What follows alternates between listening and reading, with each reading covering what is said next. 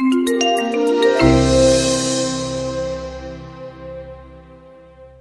to my channel. Thanks for dropping by. Today I'm going to take you step by step on how to do this leopard's eye. So let's get started. The first thing I want to do is I have some eyebrows that I want to just put white on here.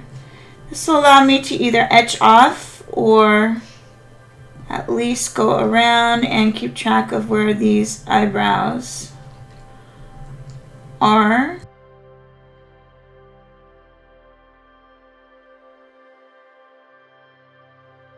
The whiskers are a little bit thicker, so I'm not too worried about those.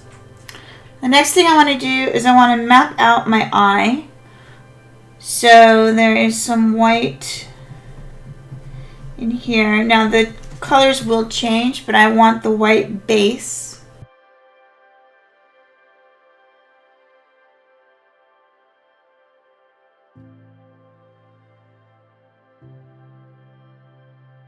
Just a little bit down here. It's a dark line. And I'll leave that as is. The next thing I want to do is I'm going to take my black pencil. Now I'm using black at first because this is going to be the darkest area, and as I layer colors on top, it will tone it down. But I want to put a light line right in here. And notice my X here isn't straight, it's curved. And the reason it's curved is so I can get that rounded appearance of the eye.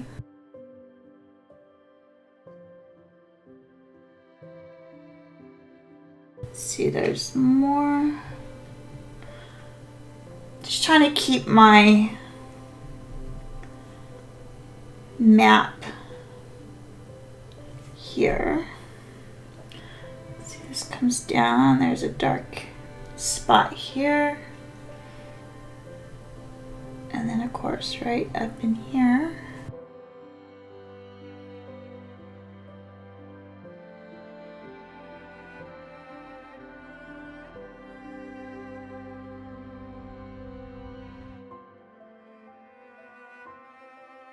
This is going to allow me to keep track of everything and where my darkest areas go. Then there's a little thin eyelid right there. I'm going to go ahead and go around this.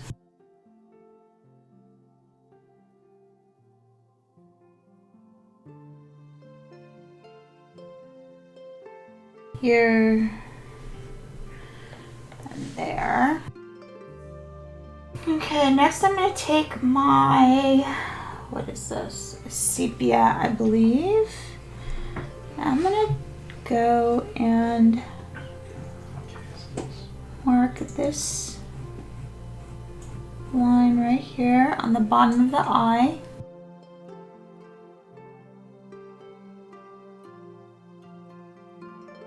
I'm going to take Payne's gray. I'm going to mark this line up in here. Let's see. That goes down and around.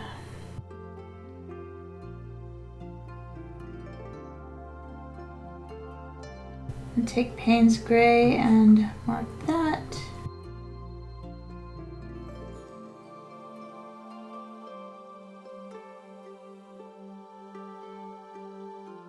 Then I'm going to go ahead and start off with a mid-tone green in the lighter areas. I'm going to use olive brown 50%.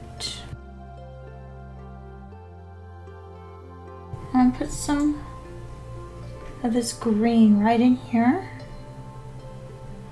following the map that I made. I am only using about a medium light pressure.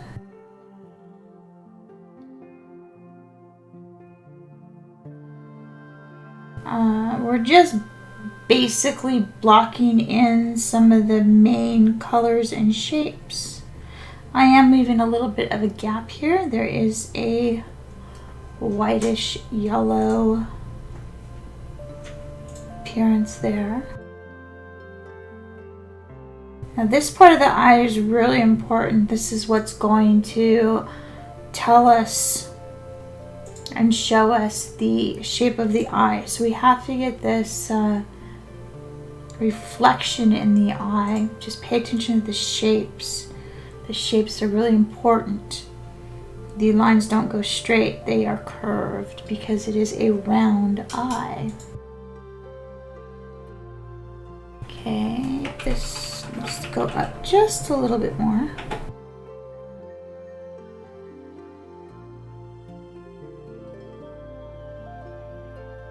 Fill that in.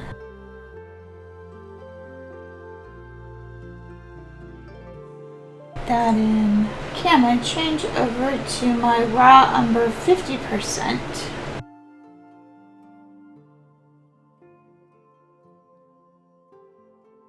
Again, paying attention to my shapes. Putting in some more shadows.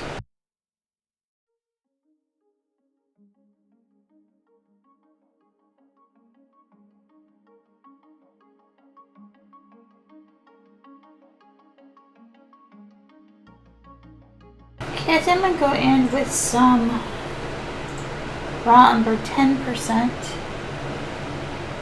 and go and lighten some of this green up. Looking to see if this is the right color that I need here. Just putting a light layer on here, it will help blend as well.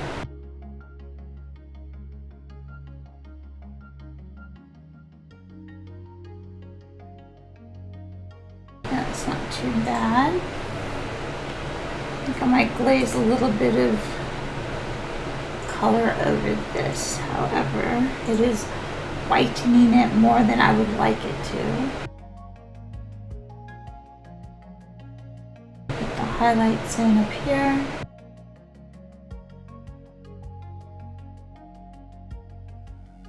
Let's see, let's take some dark sepia here.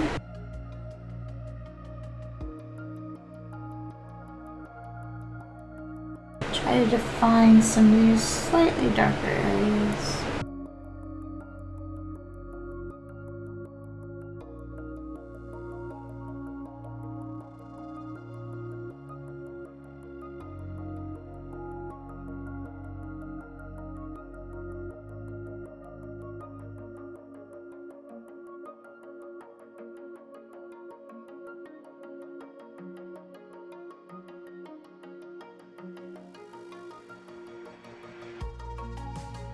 Just filling this in. Notice it's still a little bit grainy. That is perfectly fine. Again, we're just putting in some of these colors and making adjustments as we go. We will add quite a few more layers with slightly harder pressure to fill this in.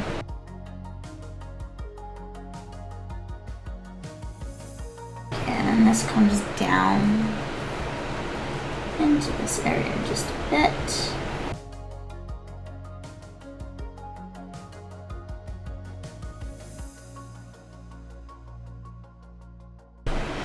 If you find you start losing some of your detail, make sure you put it back in so you don't lose your place.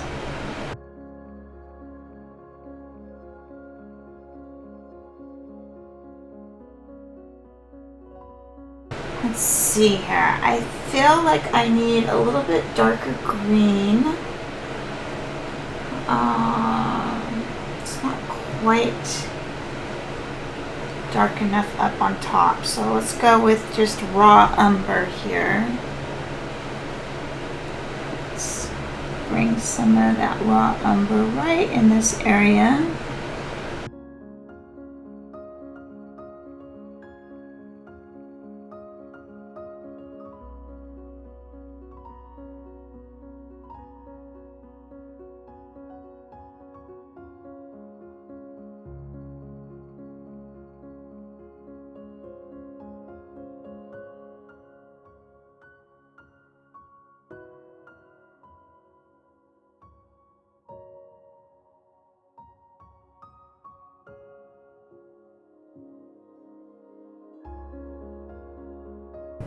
Alright, now I'm going to go over this dark color with this raw umber as well to give it just a touch of green.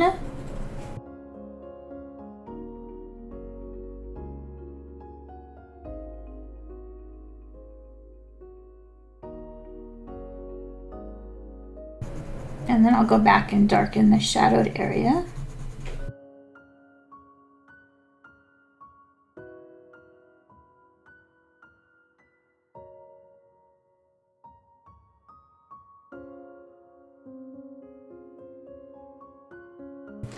I am seeing a bit of purple lavender, I believe, in this one area in the eye. Let me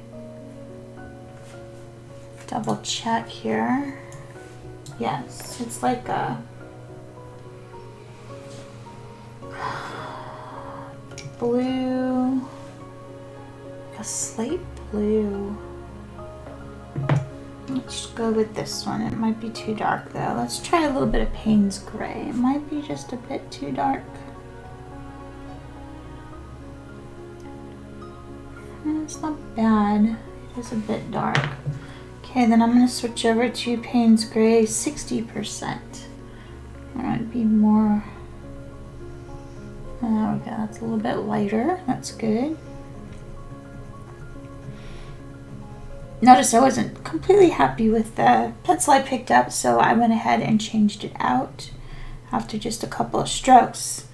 So just because you pick up the wrong tone after a couple strokes, if you think it's too like the wrong tone or the too dark, you can always either lighten it or you can change it out. Let's see, I want to bring a little bit more purple pink into this, so I think I'm going to do some violet gray and go over this highlighted area here.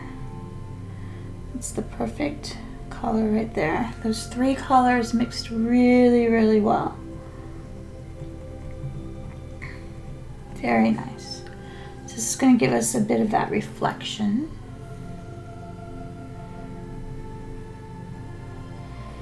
Now I'm still leaving this dark line here. I'll go over that in a little while with to tone it down for the reflection, but I want to keep that dark line there for right now.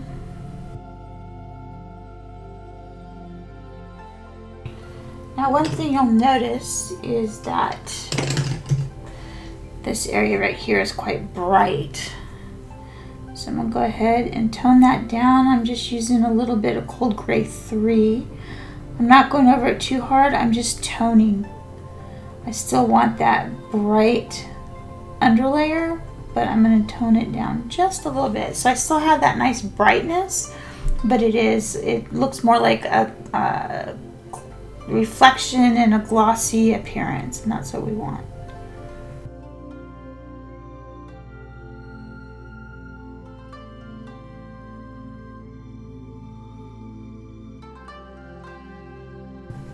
I'm going to go ahead and use that on the whole of the eye here. And I'll bring out some of those other colors. Next I'm going to go in with olive brown 50% in this more yellow area.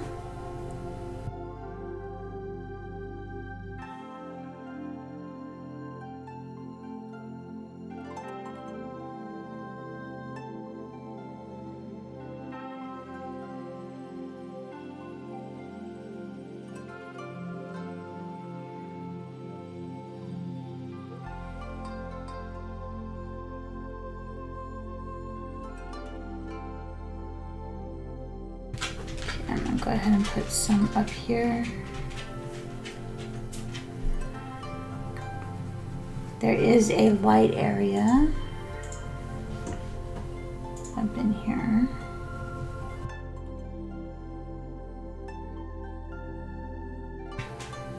Okay, so now I'm going to take my, whatever this is, black, And I'm going to start defining, because right now it looks pretty flat.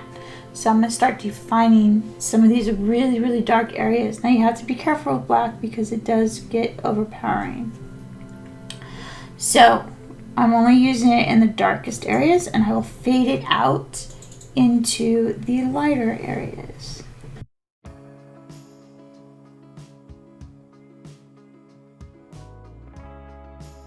Okay, so that's a pretty dark line right there.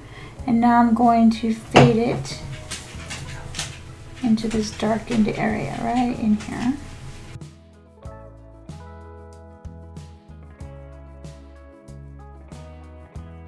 And I fade it by using less pressure.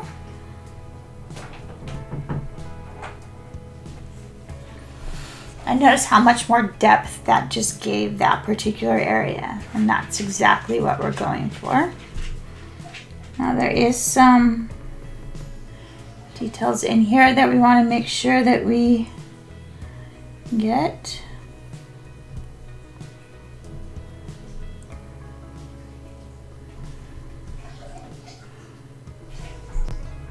There's a nice dark area right in here.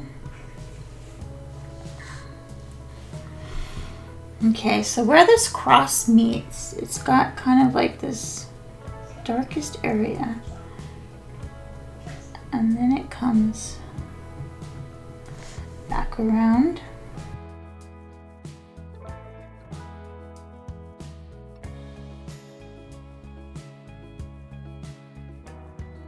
Okay, I'm gonna use a little bit of raw umber.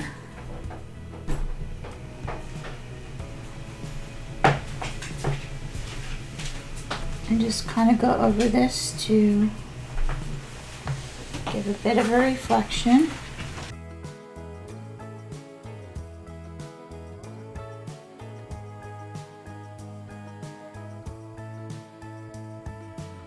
Now I'm going to use some olive brown 10% for this highlighted area right over here.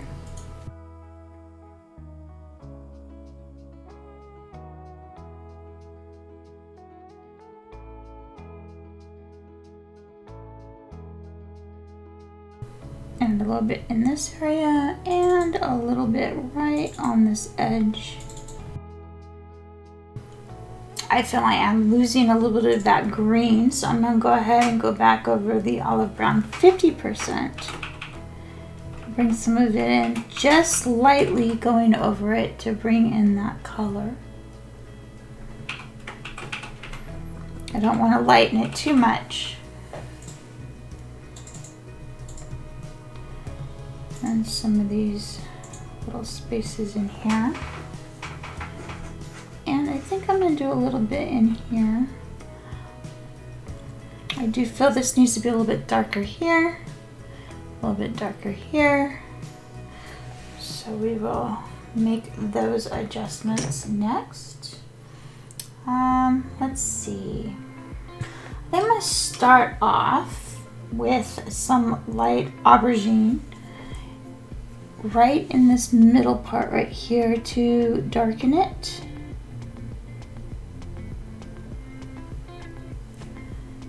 And then right in this area here, out to there.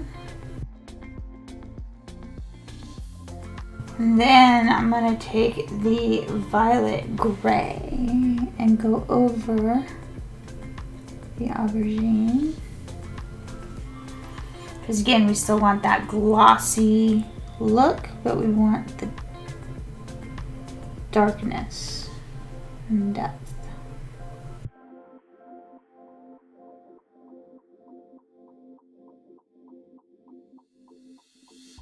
Now I'm going to pull away from the actual eyeball for right now. And I want to work on the skin around it because that's going to give us perspective. We need to have this perspective. I'm using black right now. We need to have this perspective so we know how close we are to being getting our values correct. So So I'm going to go in and I'm going to put in these darker values around the eye on the skin.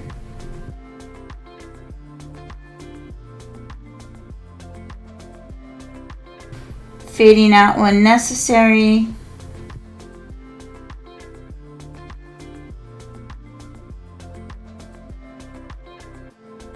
Just keep an eye on your reference.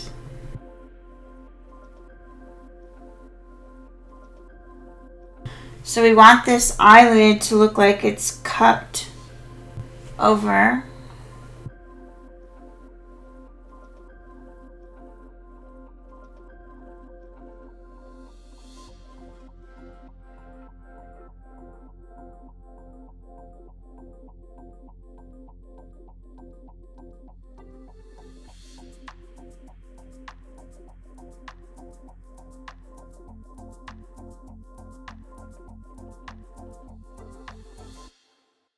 Since this is so small, it is a little bit difficult to see the different colors and get them all in there.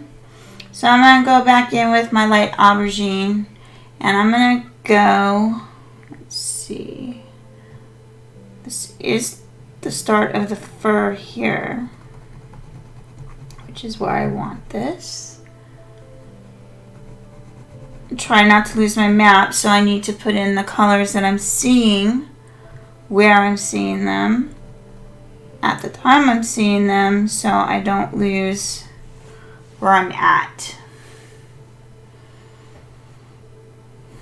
And this kind of stops here for the aubergine, and then it picks up again just a little bit down here. And a couple little strokes in here. Now I'm going to take my Payne's gray.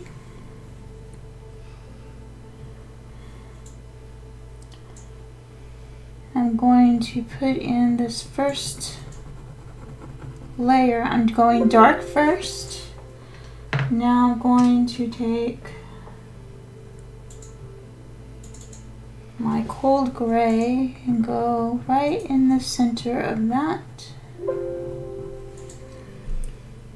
And then I want to take a warmer gray, so let's go with French gray 30% and do this lower underlid.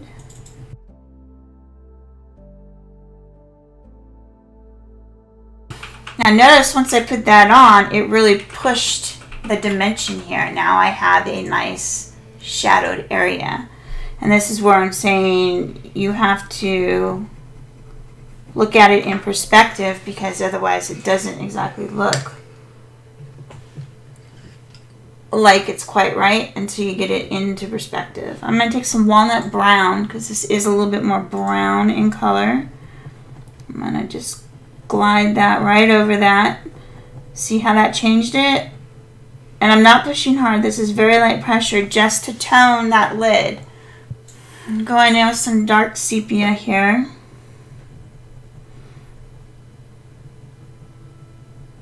Right in this shadowed area.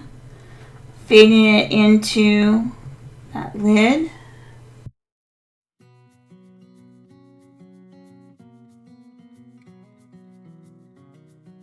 And then I'm going to put some of that light aubergine right on the edge right here too. Start bringing everything together here. That looks really nice. Okay, now because we have done that to this, which actually I'm going to take a little bit of this burnt sienna 10%, and I'm going to do the slightest highlight very lightly right in here. And I'm going to tone it back again, but I want to make sure I get this highlight in here.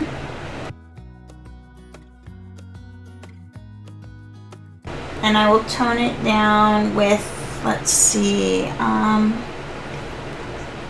There's a little bit of green in there, so why don't we do a little bit of raw umber? Just the slightest bit to tone that. There we go. Okay, now I'm going to go back in with my black and redefine this dark area, just to keep that depth on that side. Now that we did that, it brought this lid farther forward than this lid. Part of that is because of the way we have more color or pigment on this. So what we're going to do is we're going to work on this top lid now, and we're going to define that and push this lid back just a little bit. And the way to do that is to take your black and go here and then fade it up again.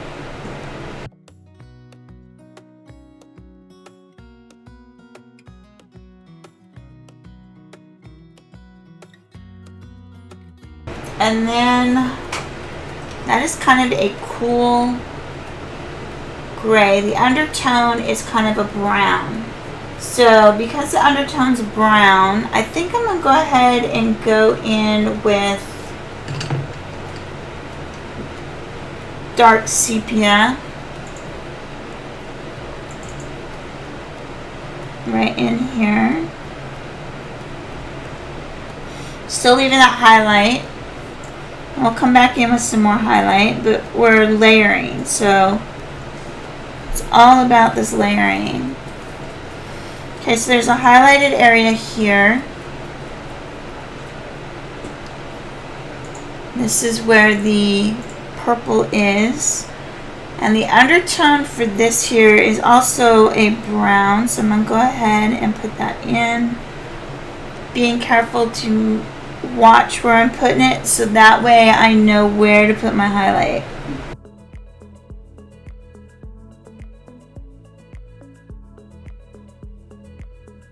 I'm going to go ahead and put my highlight in real quick so I don't forget.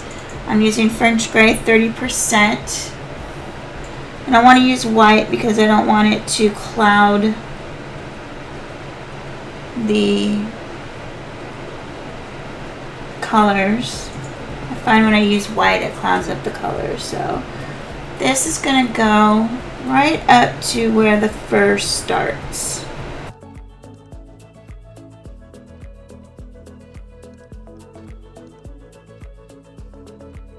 Now I'm going to take, let's see, I am seeing a little bit of blue in those colors from about here to here. So because I'm seeing blue, I think I'm going to take a little bit of this Payne's Gray 30% to get some of those blue highlights back in. Again, if it's too light or the wrong color, then you can always change it out. This doesn't quite seem to be light enough. It's not getting where I want it to go. So I'm going to go ahead and change that. Let's see. It does have blue. Let me try this here. This is raw umber 10%. It's all about trial and error. Yeah, I like the way those two are mixing. So I'm going to go ahead and use this. These two are mixing to make a really nice highlight.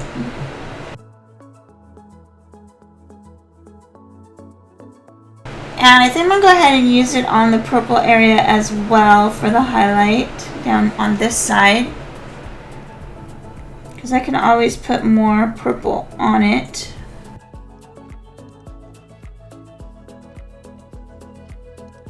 Okay, I'm going to take dark sepia. I'll go just above this highlight. This is starting the fur. But again, it's all in perspective, so I want to make sure that we have proper colors, and make sure if you're going to go up above, like I'm doing now, like this, make sure you go in the proper direction that the fur is growing.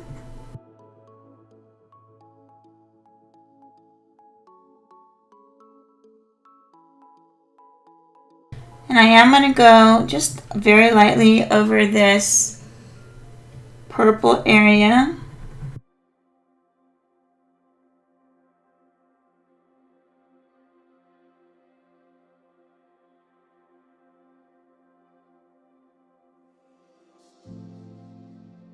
I'm still at the sepia, and I'm going to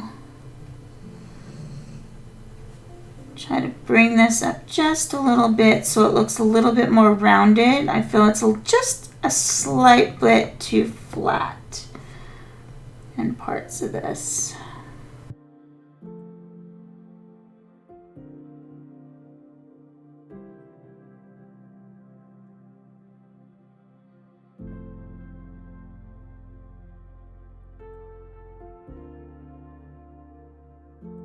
Okay, now I'm going to step back here a second and look and see what I need. I feel that this highlight's just a slightly too bright on this side. I'll probably change my mind shortly because I do a lot of back and forth here. I'm going to use a little bit of light aubergine to adjust this color. Okay, notice now, because we worked more on this, it is now showing farther up and push this lid back a little bit. Remember, it was opposite. Now we're getting to where we want to be. We're getting there. Warm gray number 5. Let's see how dark this ends up being. Okay, so I like that. So very lightly, I'm going to go over this highlighted area and tone it down. Seems to be pretty close to the right value, making sure I keep the proper shape of my highlight, making appropriate adjustments.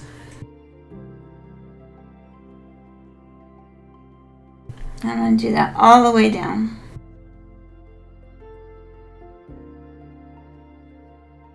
Putting more in some areas, less in others. It's actually looking pretty good.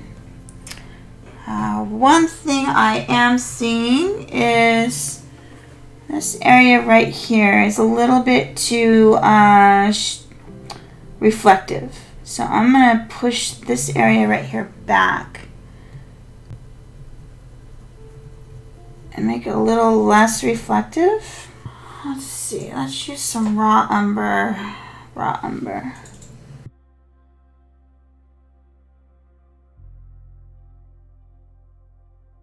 Just taking it out just a little bit. Paying attention to my different shapes.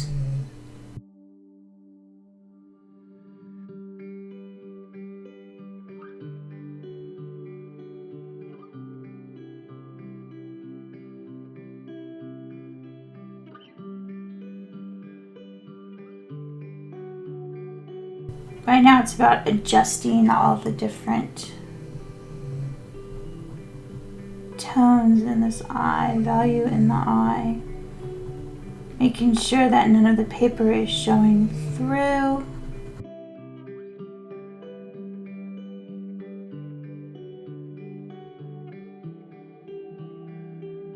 Okay, going back in with my black. Right in a couple of these areas.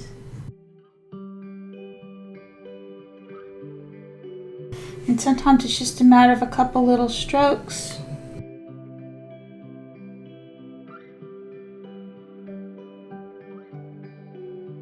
And sometimes it's a very light stroke, sometimes it's a medium. It depends upon what it is we need in that area. I always try to start out light and then go over it a couple times versus a hard stroke. Violet gray. And push those black lines back ever so slightly. It helps smooth them and it pushes them back just enough. So that's pretty much most of the eye. I don't want to do too much more. Actually, I do see something I want to add. I'm taking my white. I'm going to make this just a little bit brighter right in here. And right here. And a bit right in here. And right in there. There we go.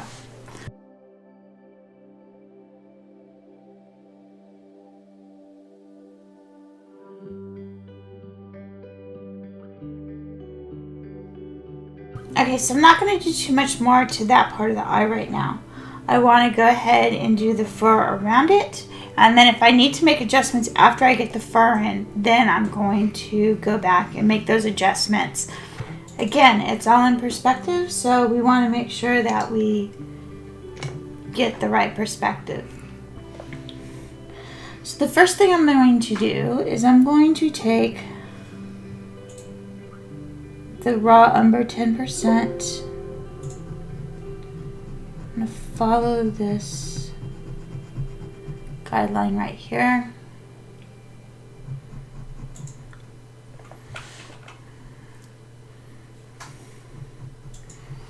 Now, even though it looks like this has white, I'm going to use some white, but I'm going to tone it as well because I want those bright undertones. This area here has some very bright undertones, but it's not pure white, right?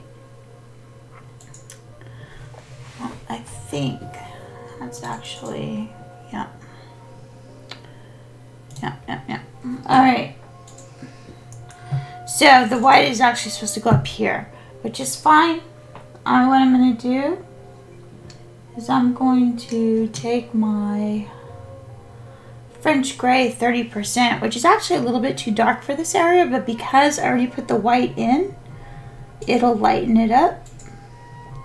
So I'm going to use my French gray 30% to adjust this area just a little bit for those undertones. And then it's kind of a browny color, browny purple color actually. Let's do a little bit of the light aubergine to get some of these first strokes in.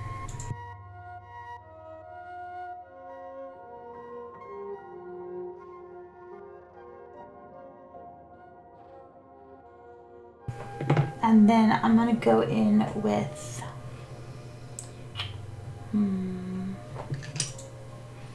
walnut brown.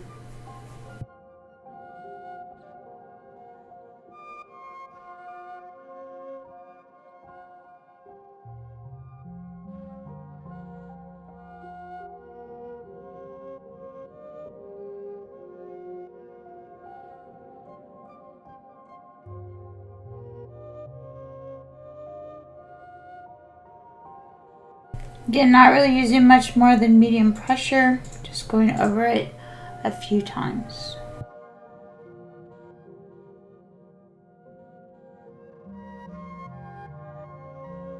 Now I'm going to do my white.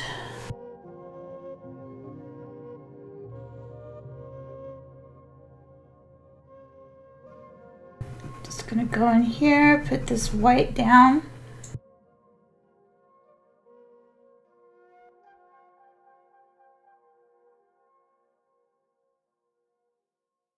Now, if you pull, I'm fine with you pulling some of it, going down into this darker area and pulling some of it up and bringing some white into it.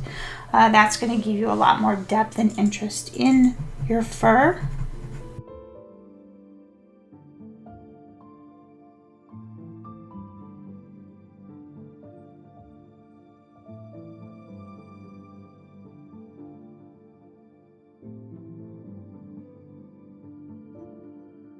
I'm going to take some sepia and go in this area here.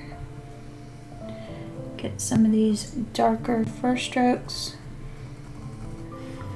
Now the reason I chose this color of paper, it is called Maize, is because it does have a lot of the undertones of the leopard, So I'm using that to my advantage. I don't have to cover the entire page. I can get, notice the white has some of that undertone in it, and that's what I want because it's more of a orange yellow undertone.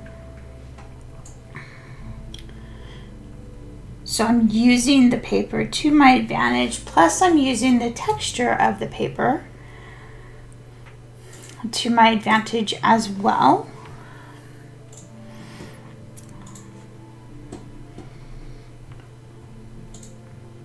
Because the texture of the paper is going to help with the texture of the fur. So now what I'm going to do is I'm going to take my sepia pencil and I'm going to go through, because I kind of have a lot of this already mapped out. I'm going to go through, I'm going to put in my dark colors with, or my spots with the sepia. I'm going to do it fairly light so I can make value and color adjustments. Why is there hair on this?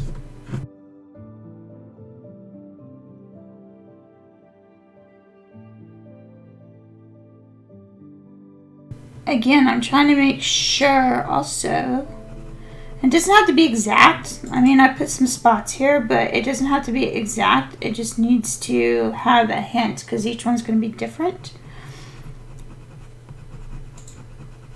But I'm also paying attention to the direction the fur is growing in that area, and I'm creating the spot according to the direction the fur is growing.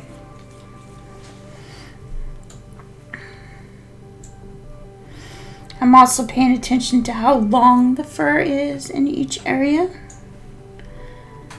because you want your strokes to be that length as well. So this is a nice transition right here. So I'm going to go ahead and, this is like a ivory color, and then there's like a brown color in here as well.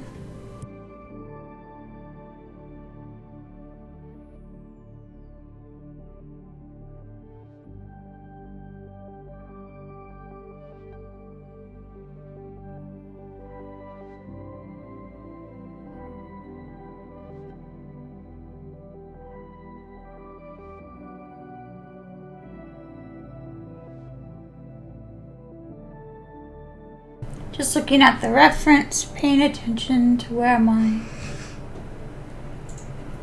spots are. You don't have to get it, put all the spots in the same spot. I mean, they need to be close, but again, I just did like the major spots just for a guide. That's all I did. Just a little bit of a guide.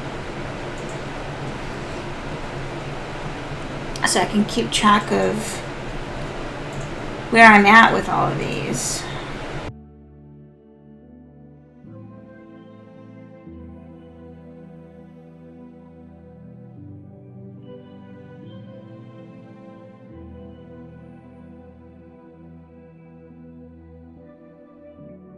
Let's see, and there's a pretty light one down here.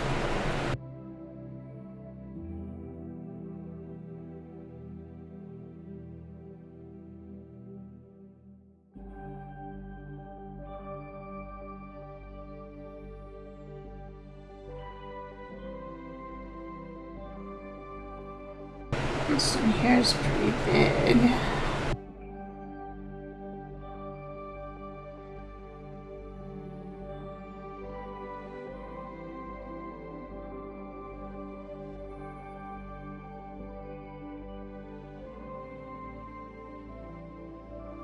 So what do we have going on here? We have that, and then we have another whisker coming down. So this needs to go out about here, give or take. And there's a little bit right there.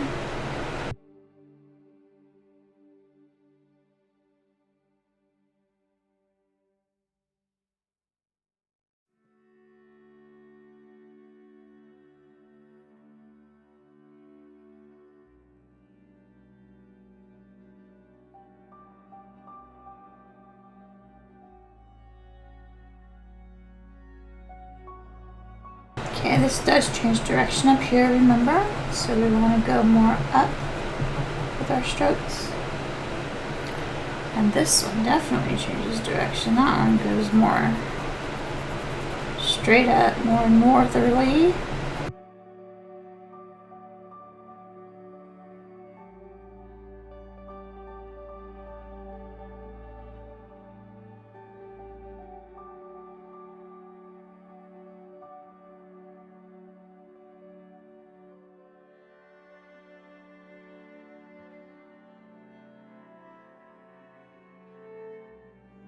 There are other colors in these spots, but the majority of it is like a dark sepia or a little bit of black in there, so we want to get some of that in here.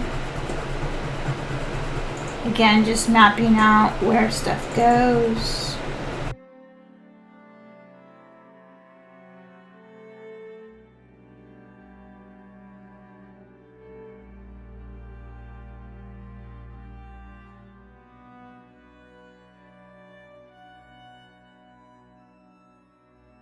I'm going to go with some walnut brown against the eye up here.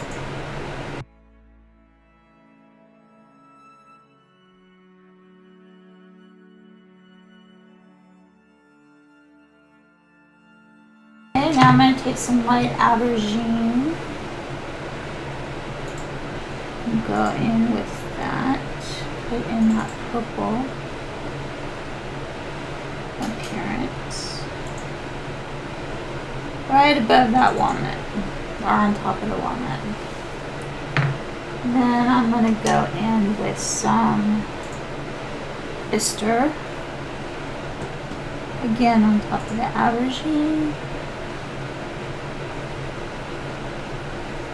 Notice I'm saving the lighter colors for later. The reason I'm doing that is so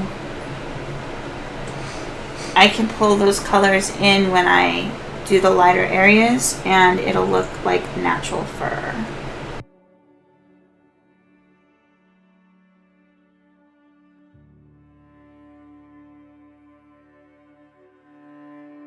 Okay, more Aubergine up in here. And a little bit more up in here.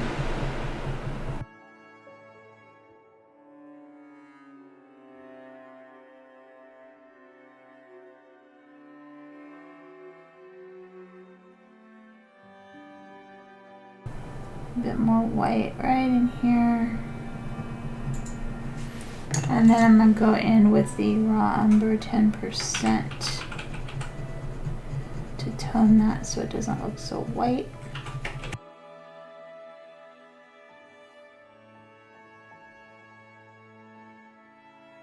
A little bit of bistre.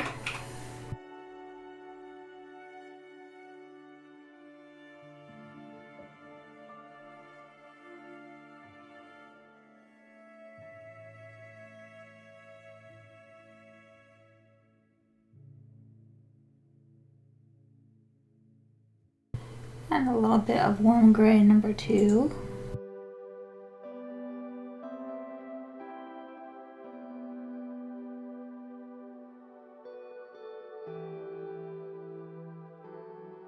Then I'll take some bistre. I'm going to go around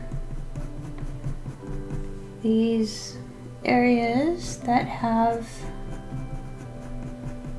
the brown.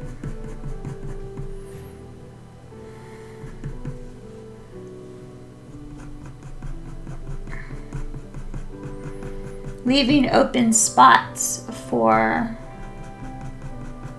the lighter cream color.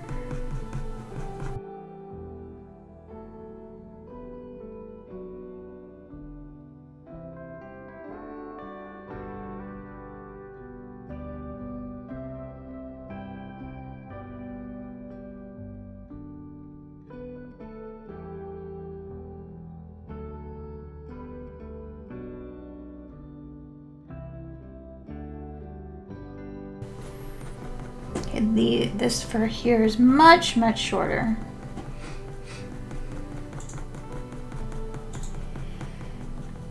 going to make those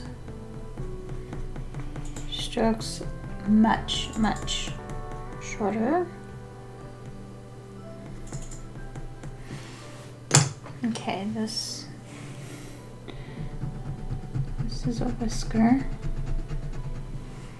Before I get too carried away here, I'm going to put in these whiskers. So if we need to etch off anything for the whiskers, it'll already be white. It'll be much easier to do. I'll go down to this white instead of another color.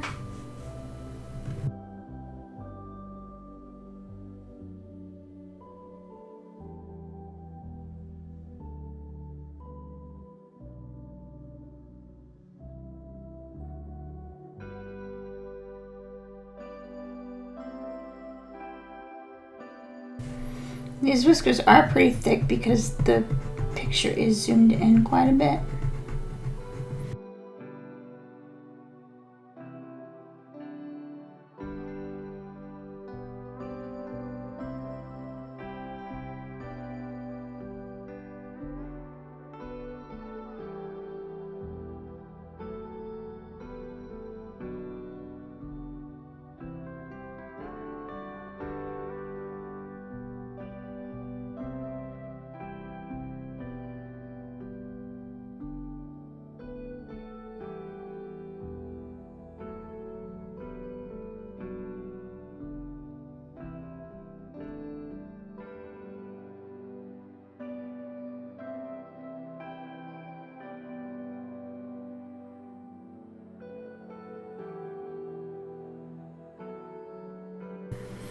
Okay, now to move on with this, we're going to put more, again just using the bistre. Let's see here, this is dark, this comes up,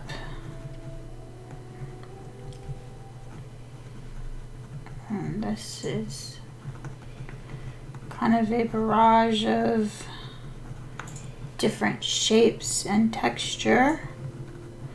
It's kind of what I call scribbling.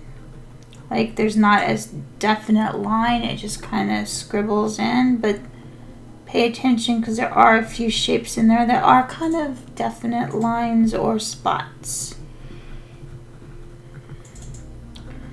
So I want to keep that in mind. And adjust the pressure on your pencil. Some spots you might just want light like that, and others you want a little bit darker, so then I put more medium pressure on those areas.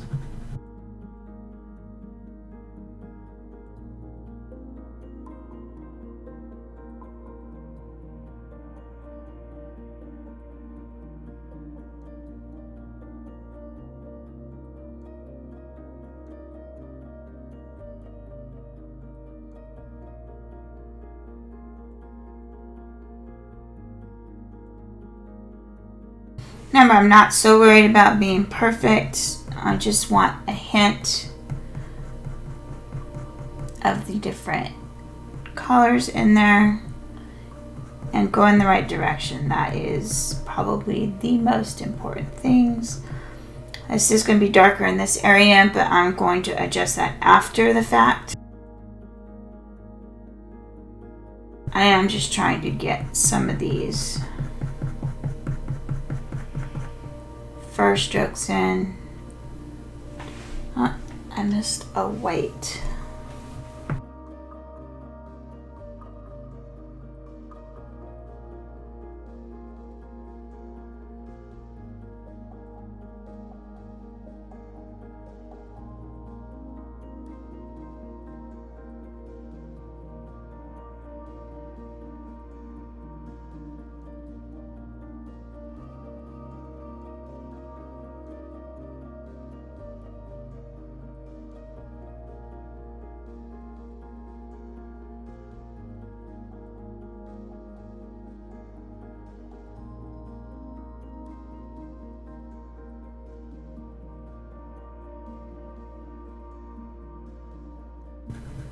This bistre is actually the perfect color for this area right here.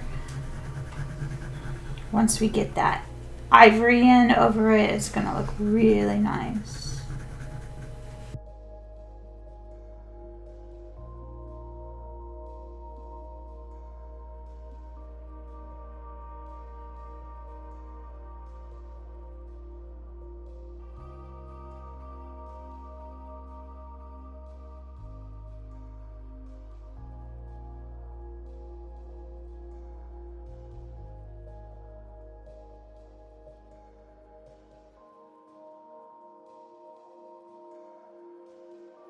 I am kind of working in the negative. I'm looking at the undertones. That's kind of what I'm putting in right now, is the undertones of the fur. There are some purples and stuff in it that I want to get in as well. But I am looking at the undertones to get this value in here and where they go.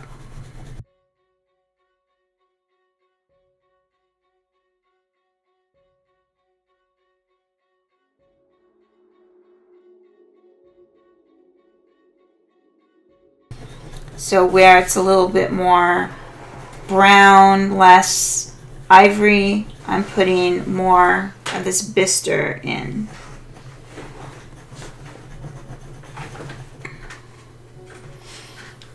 And like up here, there's quite a bit of ivory, so I don't want it to go quite as dark far out, but there is right on the edge of the brown we put in earlier, so I want to be sure to get that. It's going to be a little bit more purple there.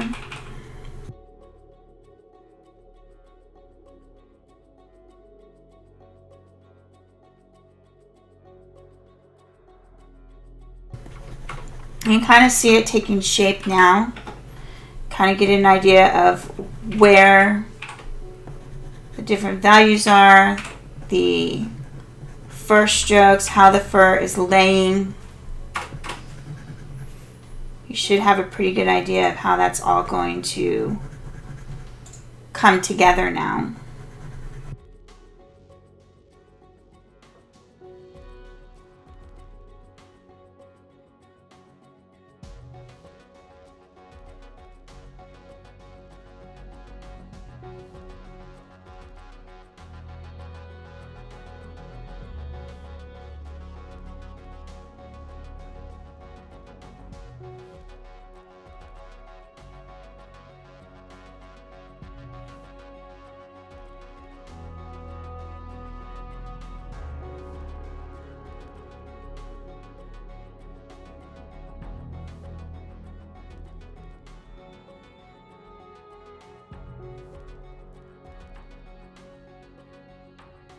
Now before I go too far on this, because I need to bring some of this fur up into the background, go ahead and do some of this background. The background's mostly greens, so let's see, I think I'll use a bit of this olive brown.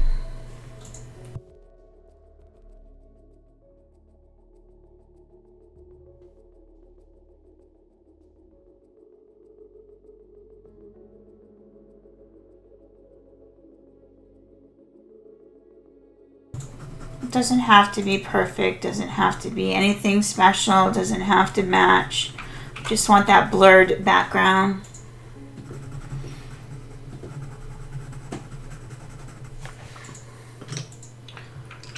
Gonna take some of the light aubergine for the purpled areas.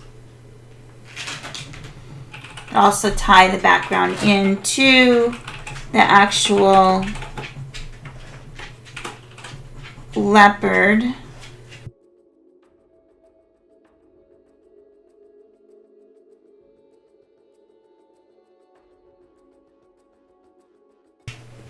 While I have the light aubergine, I'm going to go ahead and put it on the spots that it needs to be on. Again, remember, we're just blocking in colors, so I want to make sure that I have the proper colors in the proper areas. So as I build up the different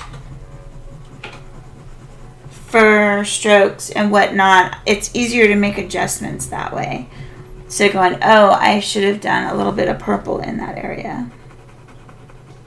And then put it in a little bit too late in a top layer versus an underlayer when it needed to be in the underlayer.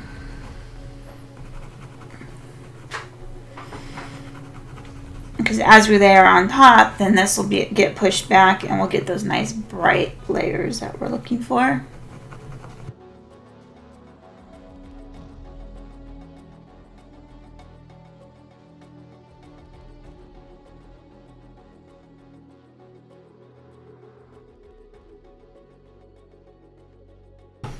And each of these has a little bit of that too.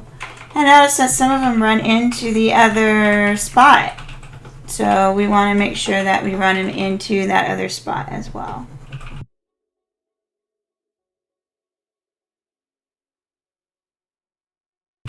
And as I said, not exact, but you know, just give that hint of the colors.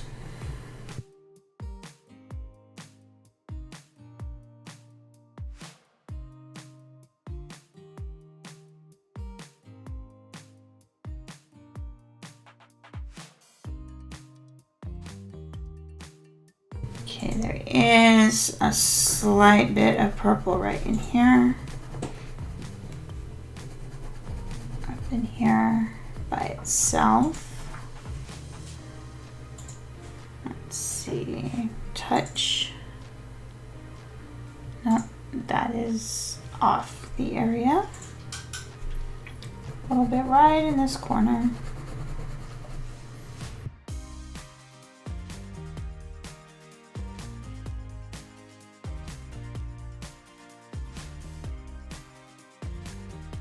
There. Okay, back to the background. So there's a lighter purple in there, so I'm going to use burnt sienna 10%. It's kind of a purpley, gray, desaturated color. Now I'm not going to want to burnish too much. Especially right here where the edge of the leopard is, because we want to save that tooth so we can put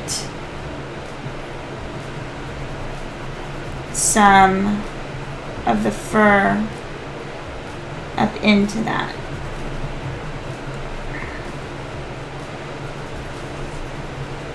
Okay, so now I'm going to go in with some greens.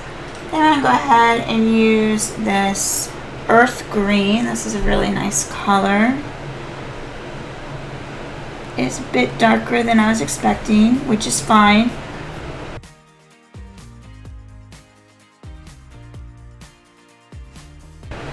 I am layering over the top of some of these other areas that I put in already. Again, it's just a big blurry foliage back there. So the other thing I'm really paying attention to is sort of the value and kind of where the brighter areas are. Much after that, it's kind of like I'm just throwing color in there. I just want to get the right tones, that's all.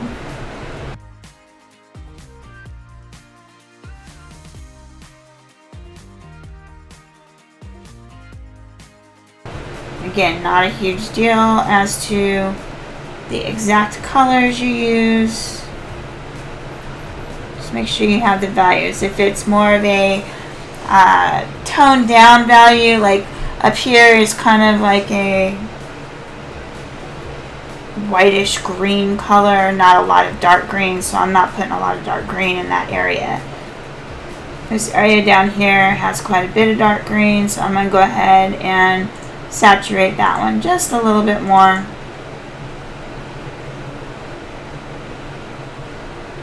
And notice I'm pulling it on the other side of the whisker or eyebrow, whichever you want to call it, just to get some cohesiveness in that it's not just stopping at that on one side of the brow, because it does go across the other side.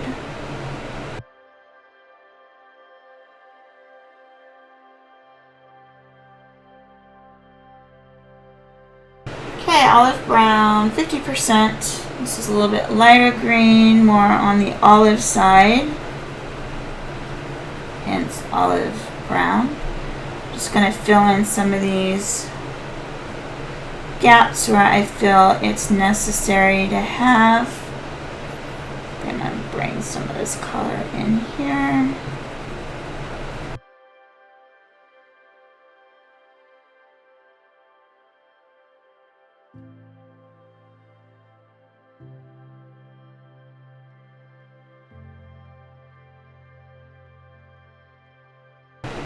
Touch of raw umber, 50%. It's a bit darker than the last one we used in value. Again, just adjusting some of this.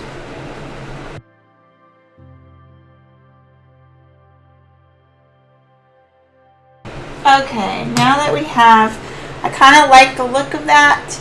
So I'm going to go ahead and start burnishing a bit. I'm going to do that. I'm going to try this olive brown 10% and see how I like the look of that. Okay, it's not bad. Doing it on this lighter part so I can kind of see if it's going to end up being the color I want.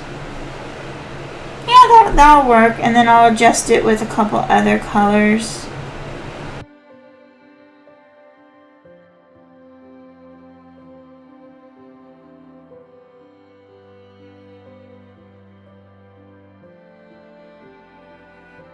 And as you go over this, your colors should start blending together. I'm not using hard pressure. This is a light to light medium pressure.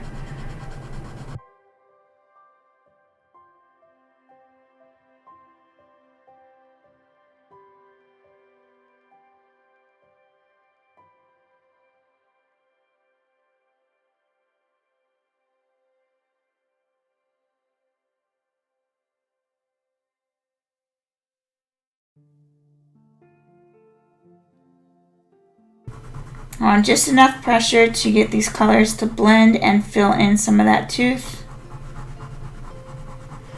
Get rid of some of that graininess.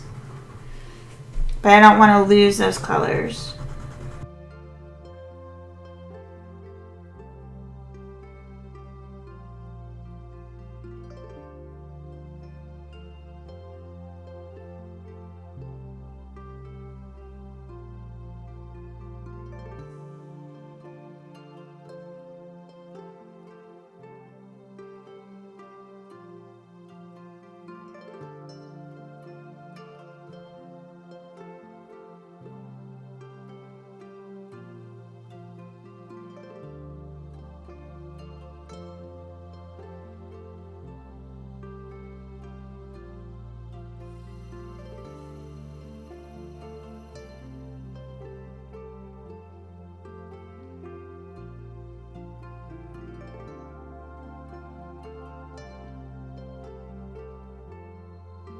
Remember, background is just as important as the subject itself. Don't stinge or cut corners on the background. It will take away from your piece.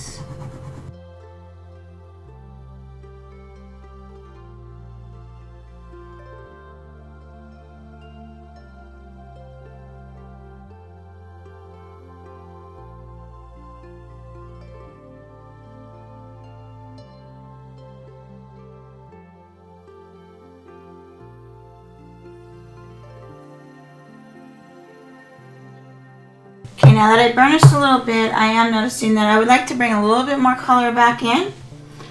So in order to do that, I'm going to lightly go over with olive brown and bring in some of these darker colors. Now because we burnished just a little bit, it'll be a nice smooth area, and then we can go over it again if you find it necessary, and just work it back and forth until you find a happy medium with the color combinations that you like.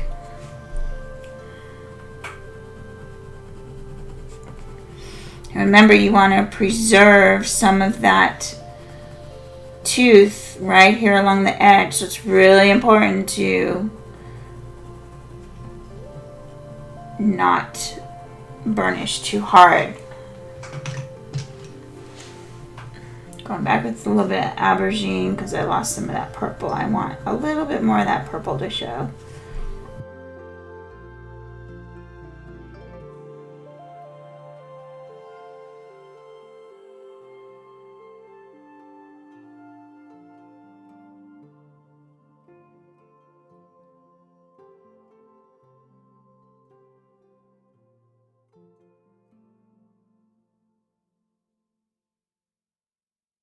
I really like this earth green. I think I'm going to incorporate some more of that in here.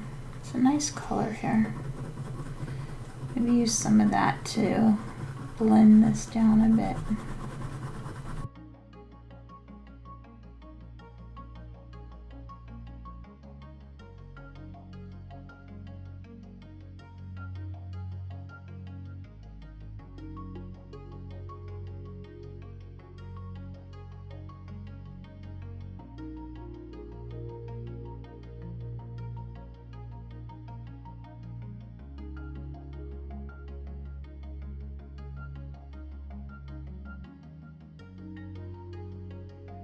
I'm going to take some raw umber 10%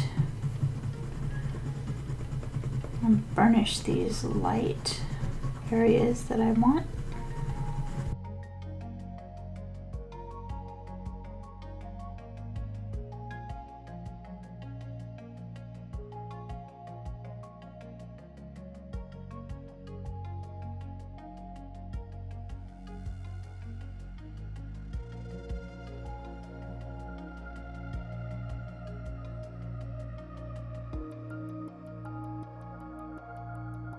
Kind of gives it a bit more misty feel to it.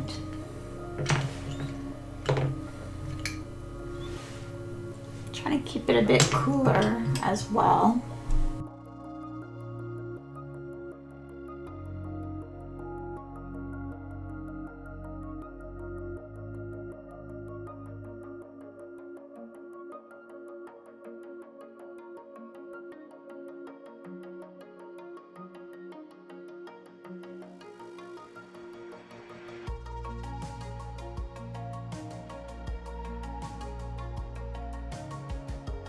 So I'm going to go ahead and continue on with the fur.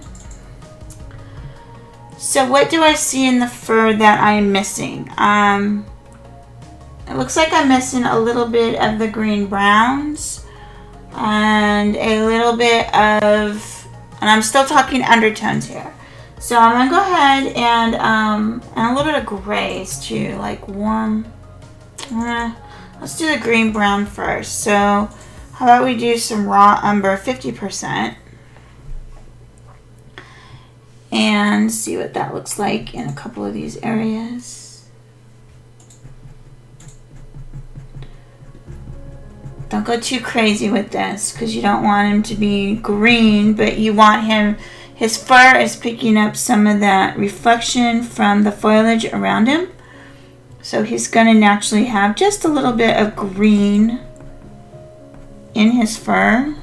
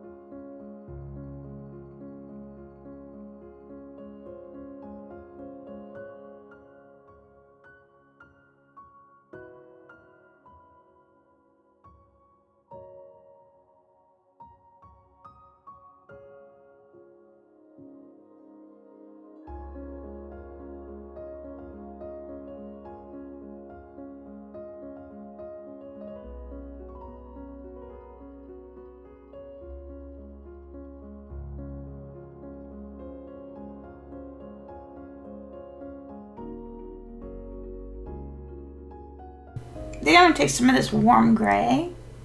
Let's see what that looks like up in here. Try it out in a couple spots that I think it should go. See if I like it.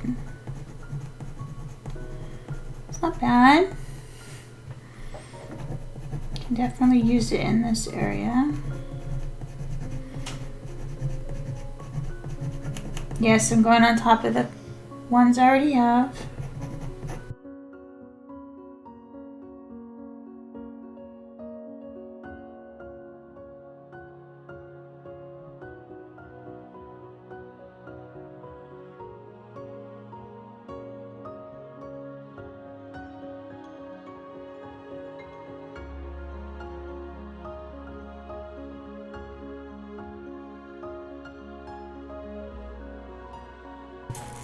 Okay, now we're going to take brown ochre 10%.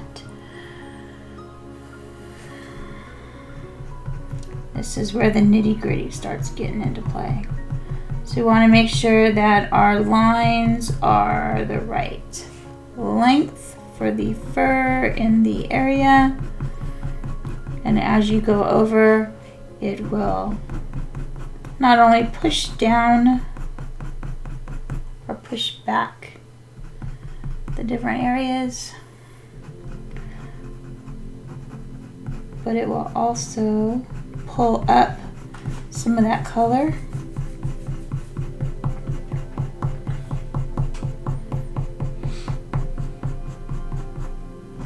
and feather it out.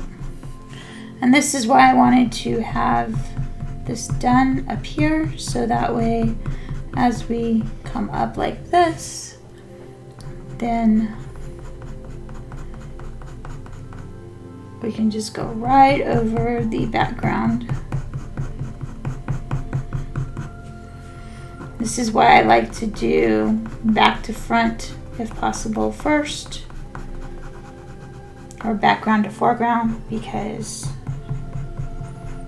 that way I can just go over it and not go back and touch it up. Okay, up here is pretty.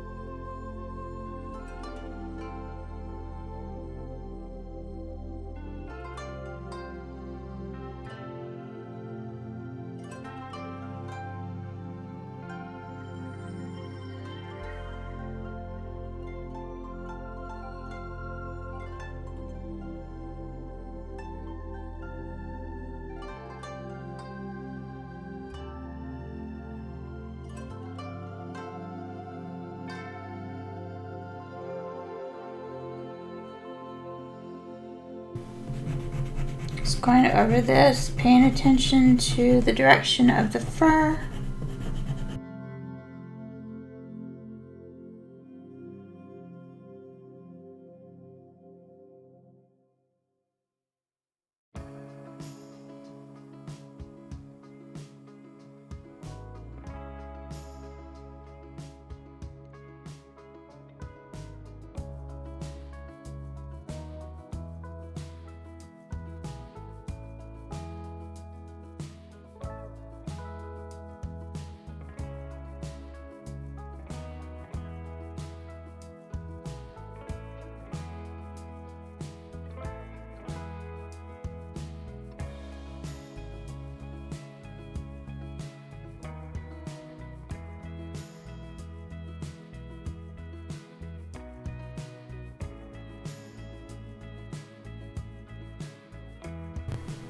Okay, I'm going to take my warm gray number 1. I'm going to start defining some of these brighter areas that aren't quite white in the undertones, but are still fairly bright. And then I'm going to go over some of them with white, like this area here, to brighten it up just a bit.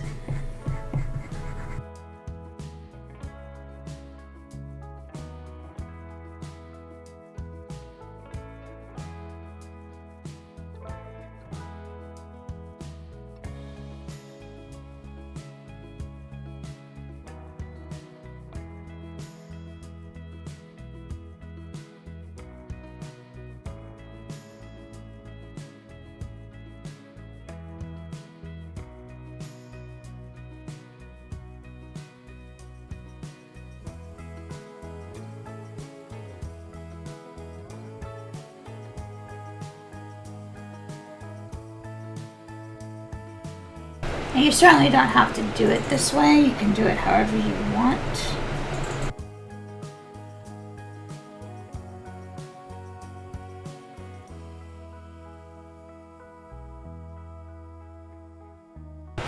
I just like working very methodically.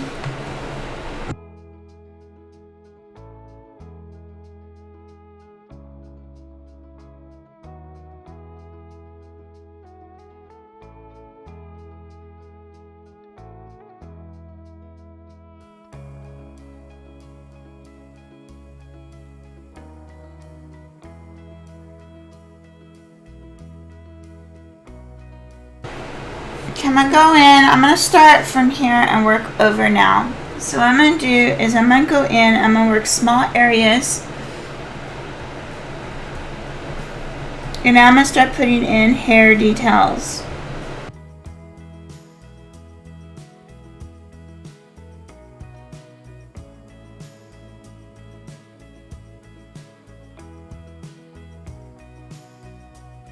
So I'm going to be changing pencils quite a bit. Once I figure out what pencils I'm using, then I will just go back and forth between those.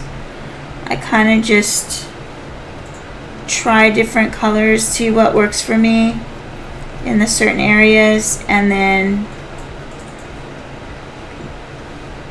go from there. So I'm liking this brown. This is a raw umber. I'm liking this color a lot, and I also like this color, which is brown ochre 50%. These are all going to be on my top layers. I am going to do white. I'm also going to do this brown ochre 10%. For this you want sharp pencils. Be sure to sharpen your pencils. And I think I'm also going to incorporate some violet gray. So let's start out with that and see. I may end up adding in a color. Burnt sienna 10%. I kind of like that too. And burnt ochre 10%. Alright, so I have these colors picked out for the top layers. Let's see if I have to add more or subtract. I will probably put some more of this dark color in as I go as well.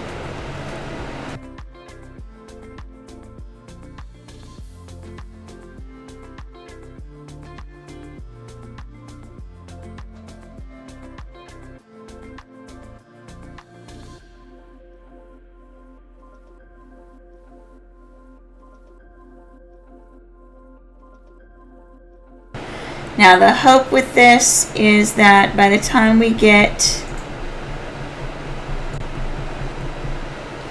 done with this, we won't have to go over it too much more, as most of it should be pretty close to being done and have most of the layers. It'll just be final adjustments is what it's going to end up being after this.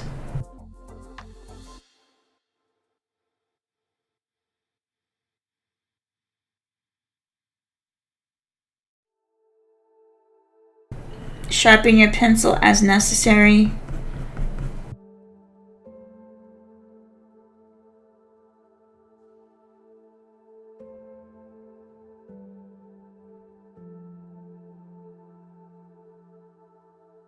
Don't be afraid to go over the colors you already laid down. You can always bring them back.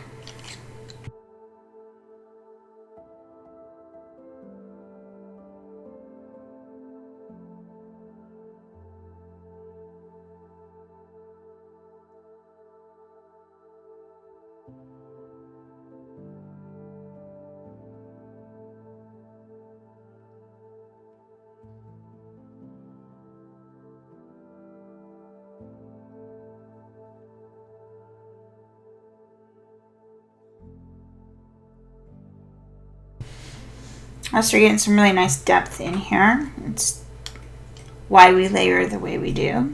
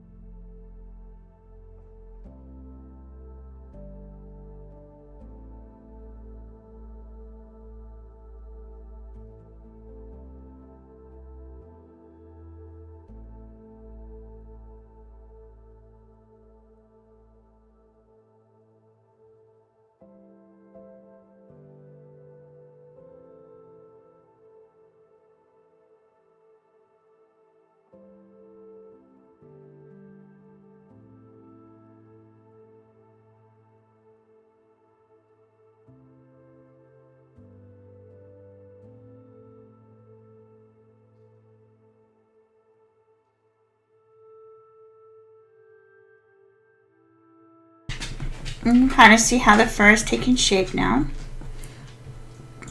It's starting to look very different from what we had just a few minutes ago even.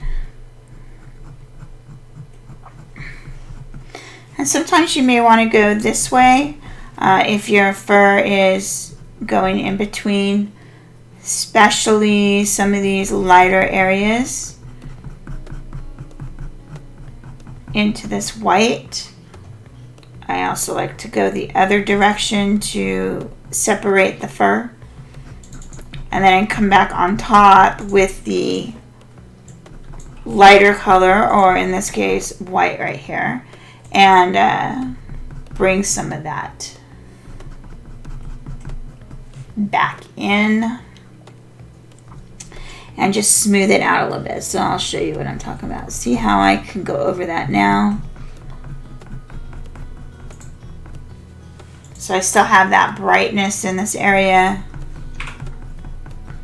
but it's also a separated fur now as well. So up here there are a few bright, so to get these bright ones, I'm going to use my white and not do too many, but just enough to show those bright areas. Because we don't want it pure white, and it will mix with the colors underneath.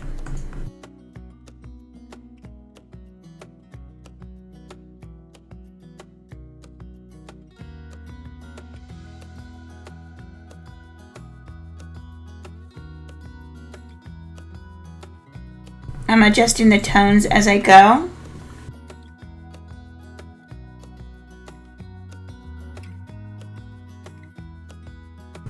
And to adjust the tones, you just kind of go over with whatever color you need. So I thought I needed a little bit more orange there, so I went over with like a yellow orange, and now I need to tone it down just a little bit. So I'm going in with a cream color to go over that.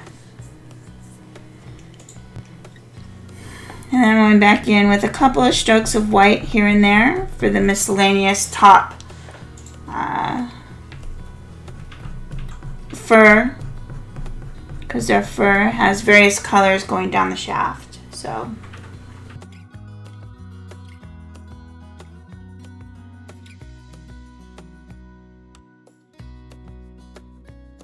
and that's basically how I'm going to proceed with the rest of this drawing. Just making the appropriate adjustments as I go. Making the darker areas dark where they need to be dark.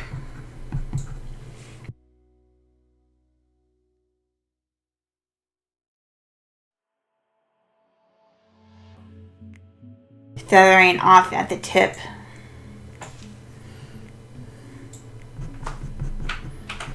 And this is probably the most time-consuming part right here, is the fur.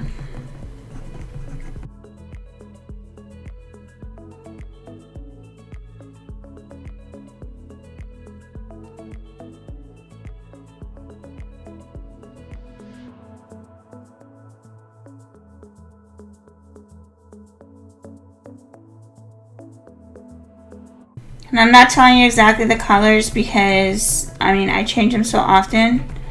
So just use your eye. You know, you have the colors there in your hand. Just look and see what color you need in that area, because you're going to lay down color differently than I do anyway. So do you need more brown? Do you need more orange? Do you need more cream? These are the things that you have to decide for your piece. I basically showed you the colors that I'm going through. So like I did this, I went over this brown just now with the cream because I wanted to tone it down, but I toned it down a bit too much, which is fine because it gives me the opportunity to create more texture in here. But I needed to smooth it just a bit because it was a little too rough appearing, because the texture of the paper was still a little too rough for the area, so I needed to fill it in just a little bit more.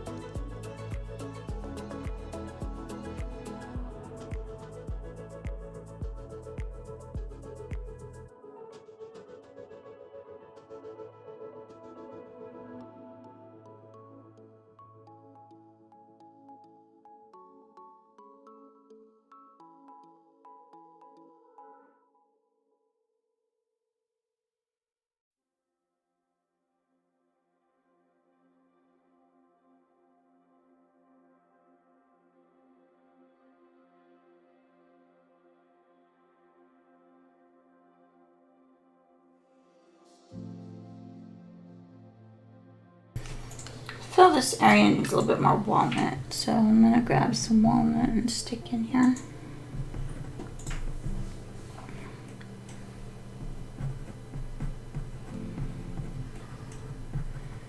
That's another thing. Once you get stuff in your hands, don't be afraid to add, you know, additional colors if you're like, well, this isn't turning out how I want it. Just pick up another color. These are the main colors I'm using, but that doesn't mean I can't add to it in certain areas, because certain areas are going to call for different things.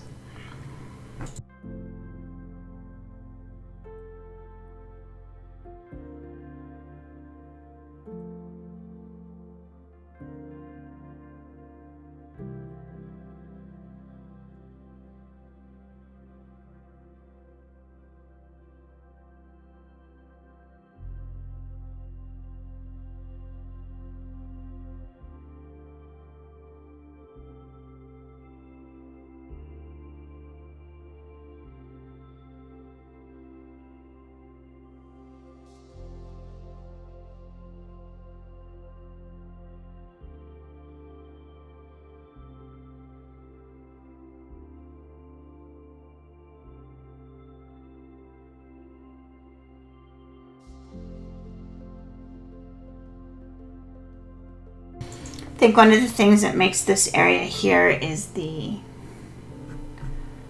miscellaneous white fur.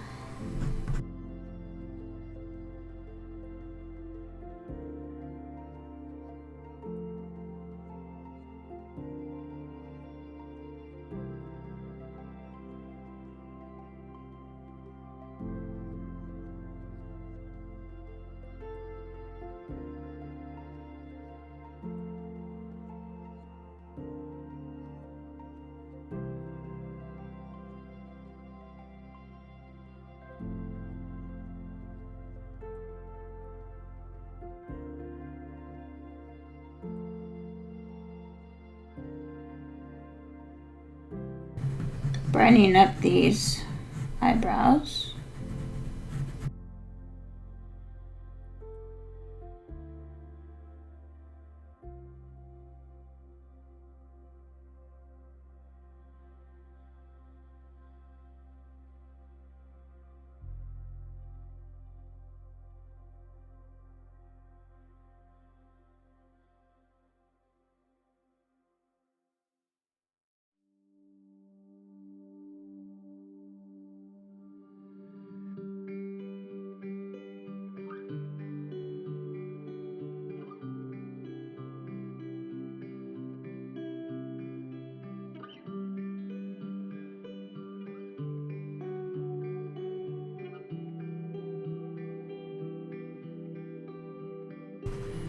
The cool thing about putting the white on is it's really easy to tone the white.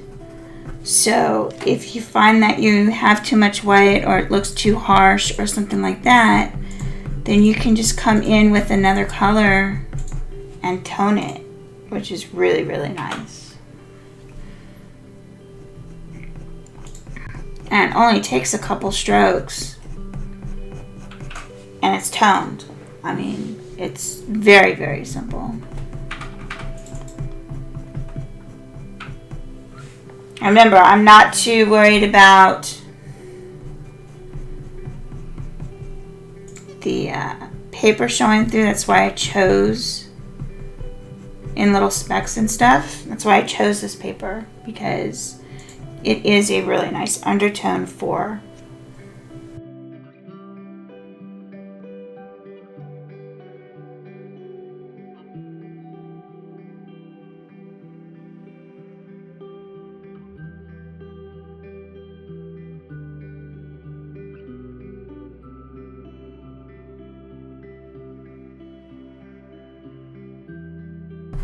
And notice where I wanted it to be the brightest, I put the white down first, did some color over it, and then I went back over with the white. And that's to keep that nice bright look. And if I need to take some out or erase it a little bit or whatever, I can do that very easily and maintain that nice bright appearance instead of putting down other colors and then having to worry about, oh, well, what do I do now? It's not bright enough. Well, if you underlay it with the white, it will be bright enough, even if you have to remove some of the pigment later.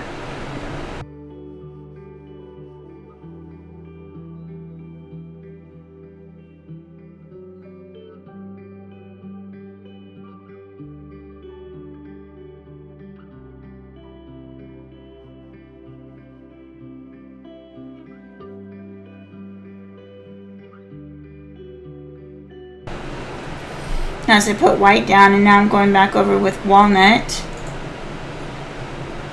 because this is a light brown.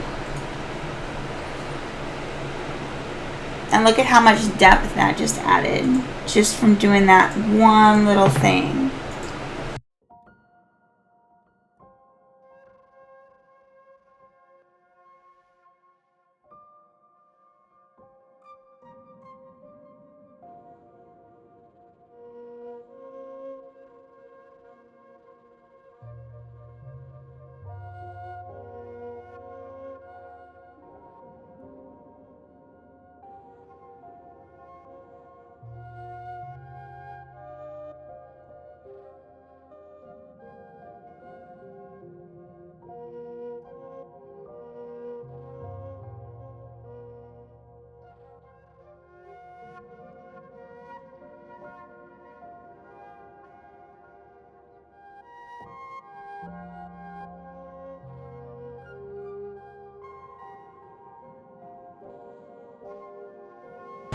I always stop and take a look, see if I'm on the right track.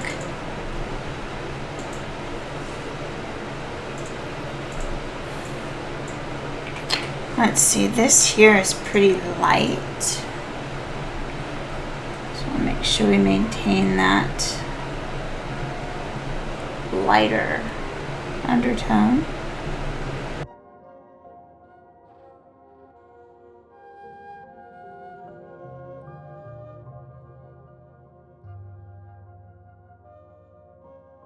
Notice now that we have some perspective here, the eye is really popping out and it's starting to look more like an eye instead of just some random shapes.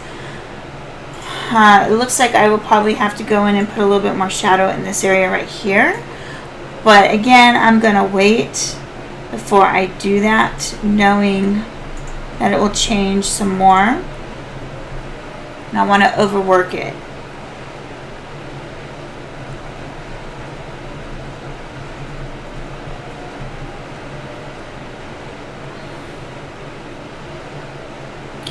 See what we're missing here. This comes down. I need to define this area a little bit more, as I do not have the entire eye area.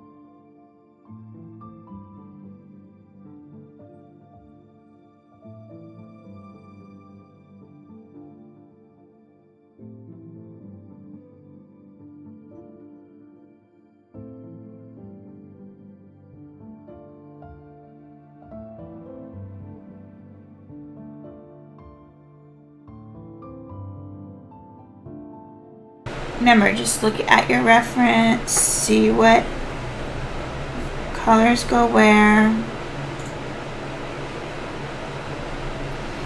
You have the map already. It's just a matter of putting in the right values in the right areas. And since we already did the undertones, it should be pretty easy to follow now. That's really up to you now on whether, you know, how much detail, how abstract you want it. I can't make those decisions for you. Mine's going to be pretty realistic just because that's my style.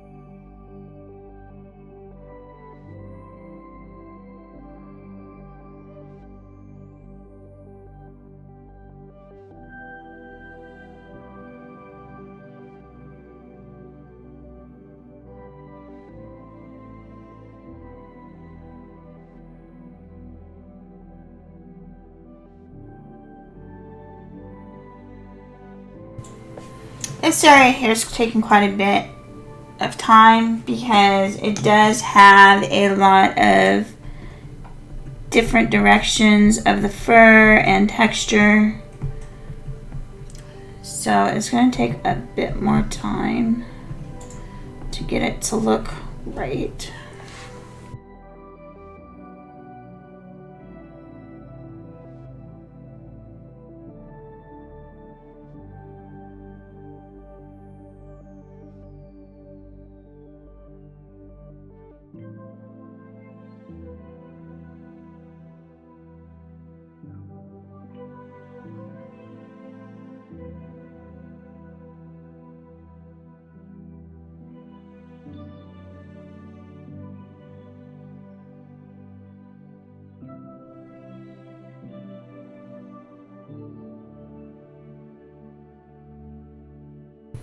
Again, they're kind of like little scribbles, just filling in little tiny areas. There's really no rhyme or reason at this point to this, just trying to get the right tones in the right areas.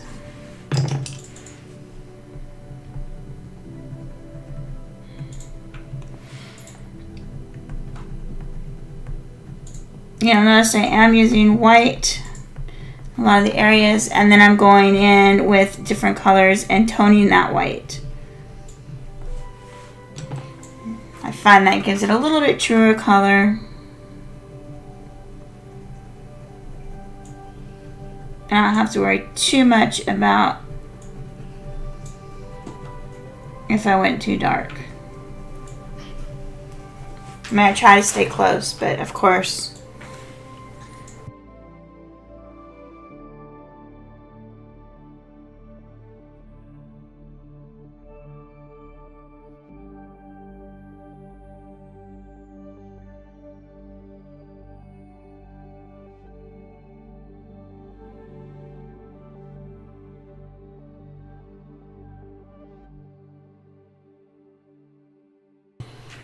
I don't want to do too much more with that until I get some of these other, again, it's all perspective, so I need to get some of these other values in around that area before I overwork it.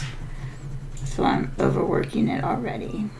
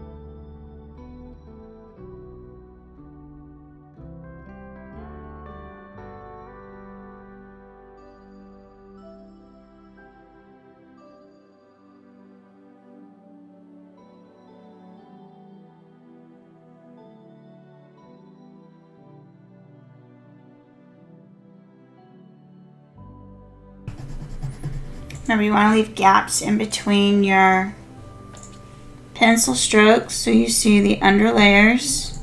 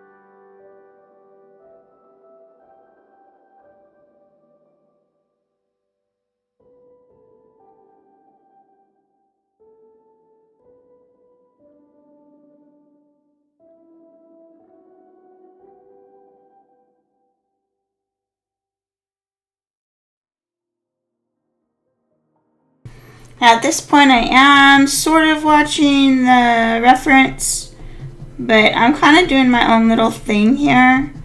I am looking just for general tones, but now that I'm away from the eye, I can be a little bit more free with my strokes. Again, as long as they're in the correct direction. And I don't get too crazy. Try to stay true to the spot placement.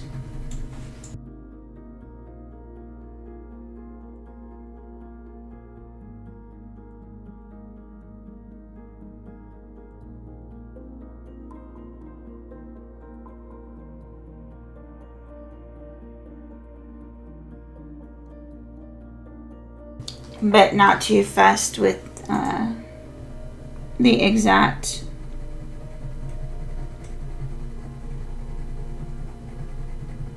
shapes or colors. It doesn't matter if I get it exactly right, as long as I get the values correct and the directions of the fur correct.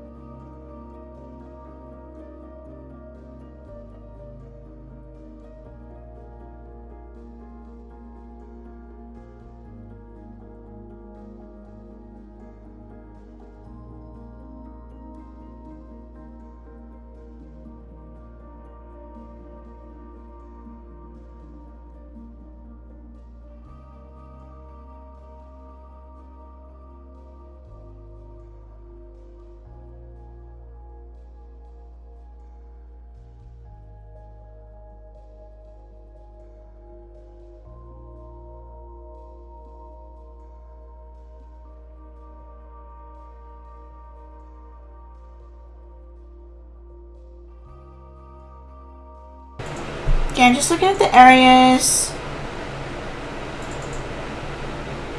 I felt this was a little bit too flat, so I wanted to give it just a little bit more punch, if you will.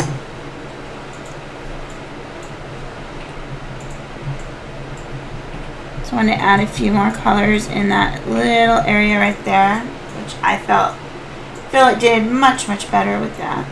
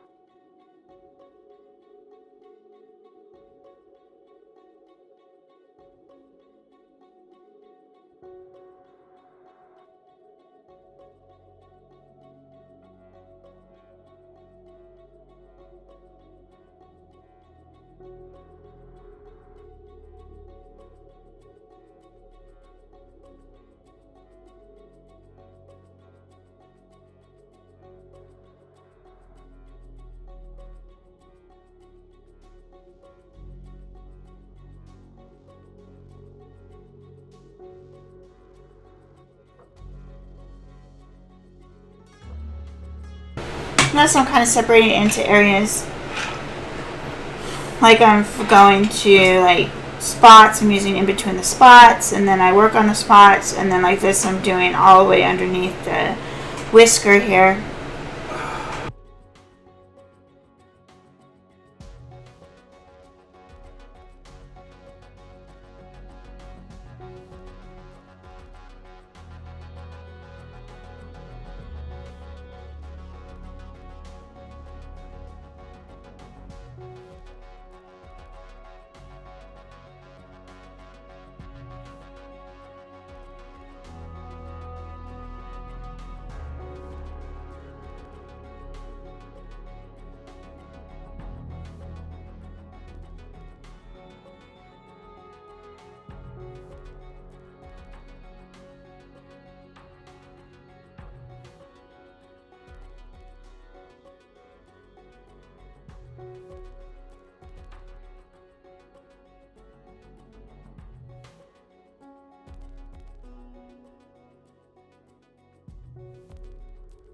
do change the pressure as I am making my strokes.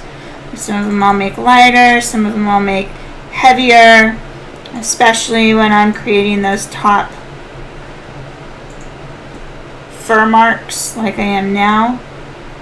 It gives different variations of the pigment on the paper. So it kind of gives it more of a faded look. And it turns out really nice when you go to tone it. Do a lot of toning. Just find it easier for me. Kind of like the toning method a bit more. I just find it gives more depth.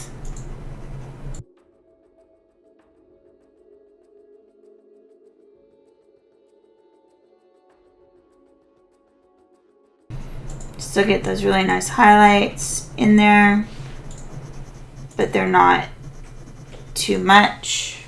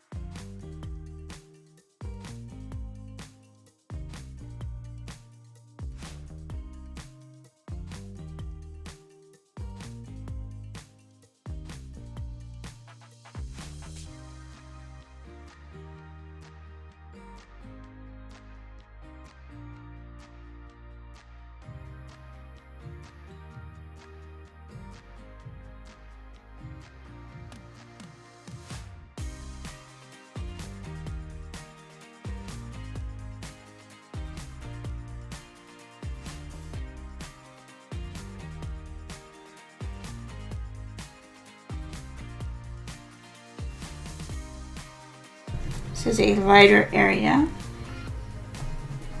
so I don't want to go too dark.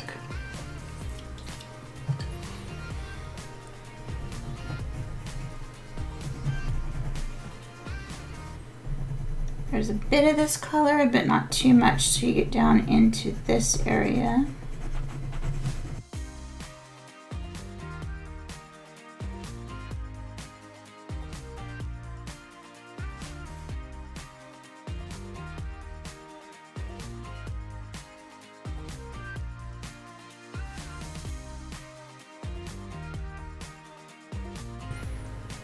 Go back in with my white, put in these fur. Let's see. Looking to see how long the fur is. How long these strokes need to be. What direction, how haphazard they are.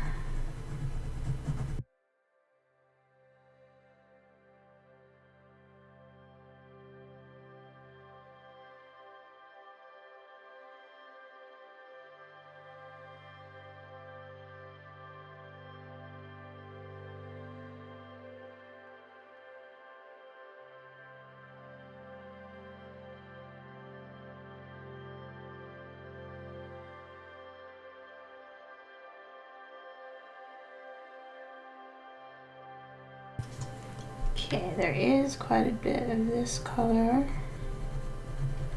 in between. Go ahead and put that in here.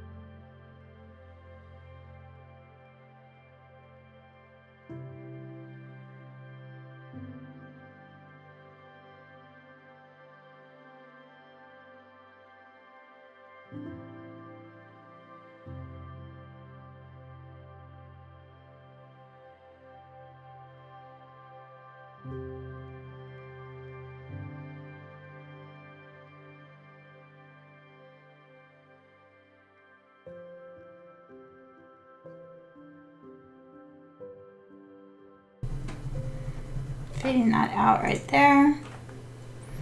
I will come back and put more dark in here.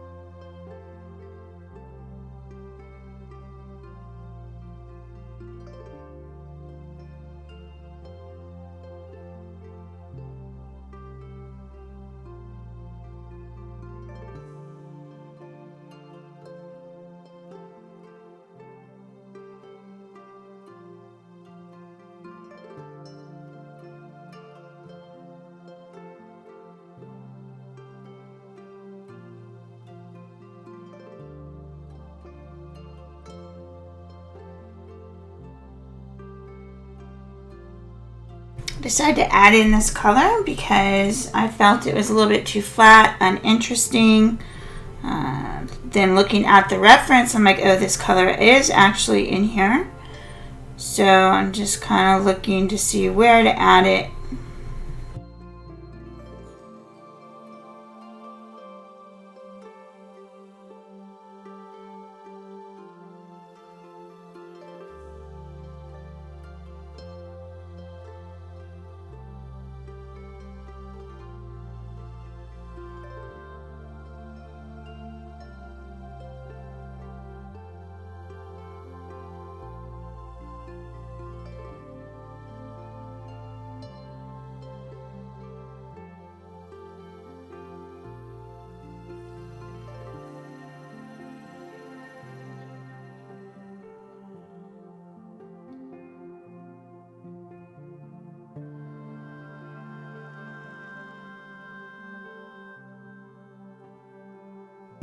Just putting in a few white strokes here.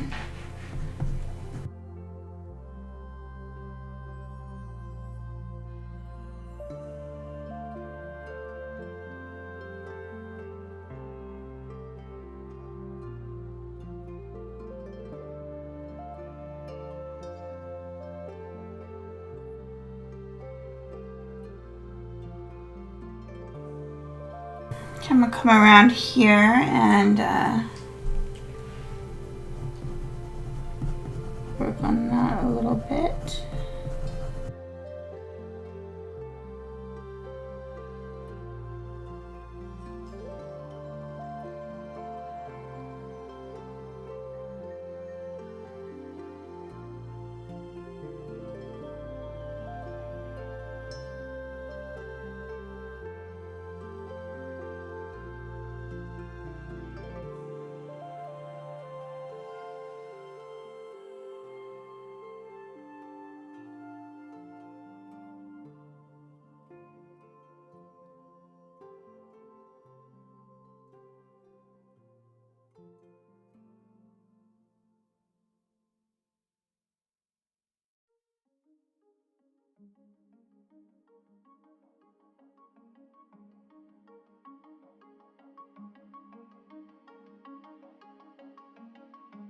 Just kind of filling in some of this area.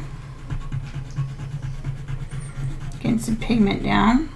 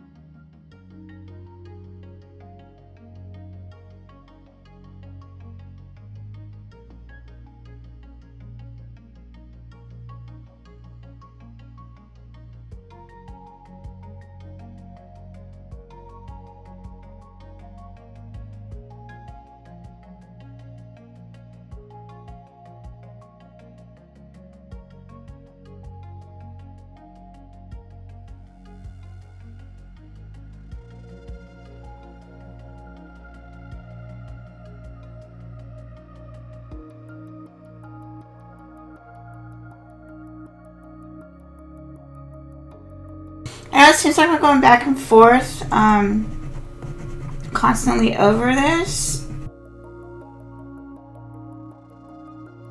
I'm not hitting every single area, so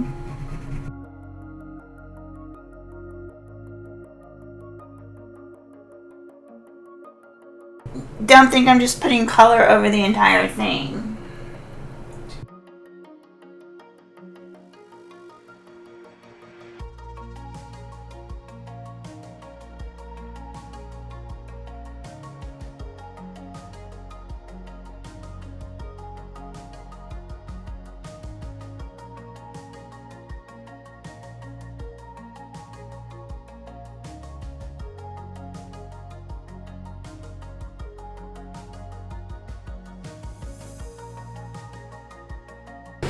And don't think of the hair as, or don't think of the fur as little tiny strokes. Think of it as clumps.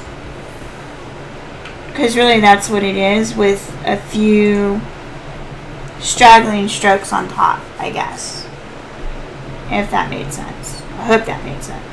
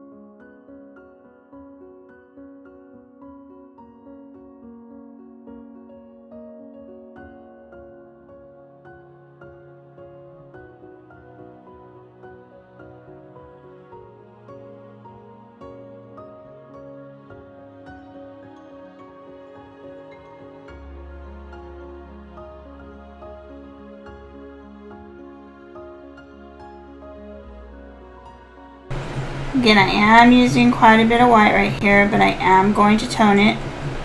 Just not as bright or as white. Just as I need to add more dark to the spots.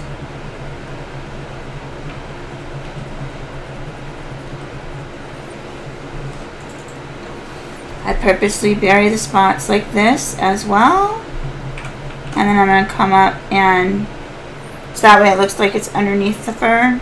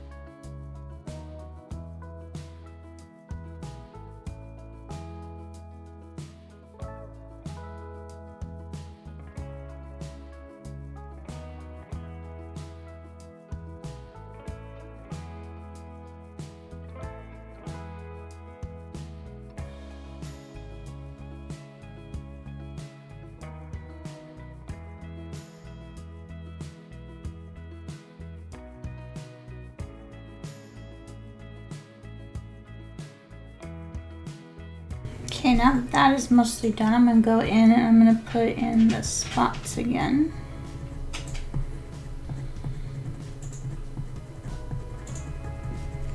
This time being careful because I do want that appearance of it appearing from underneath.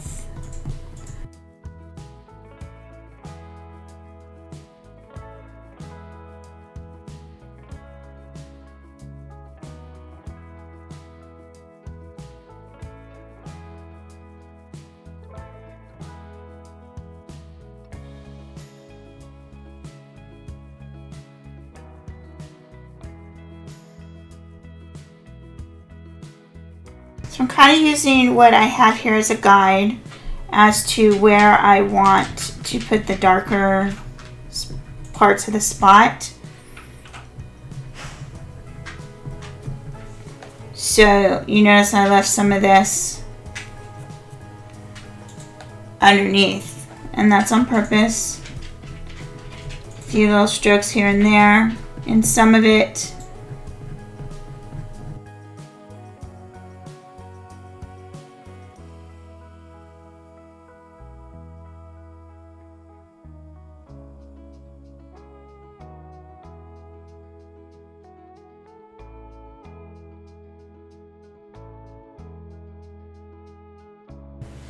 and now you can see how that kind of comes together because you can it still looks like it's underneath and on top.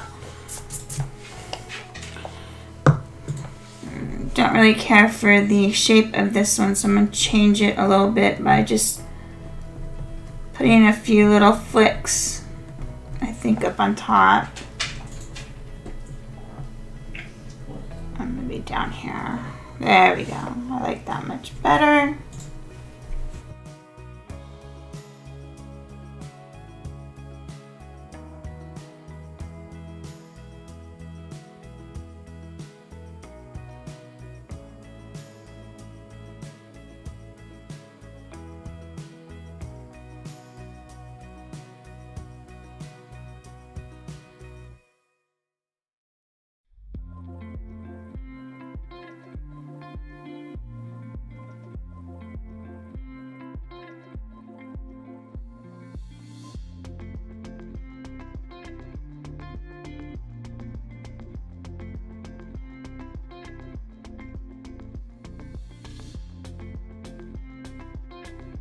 Going back up here to make some adjustments.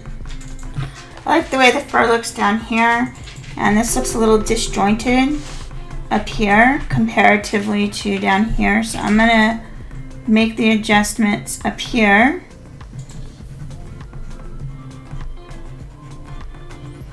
Inevitably do that because you know you're just starting in this area, so you're figuring out how you want to lay your colors and the right colors to use for the different areas. So I inevitably have to go back and just make a few adjustments like that.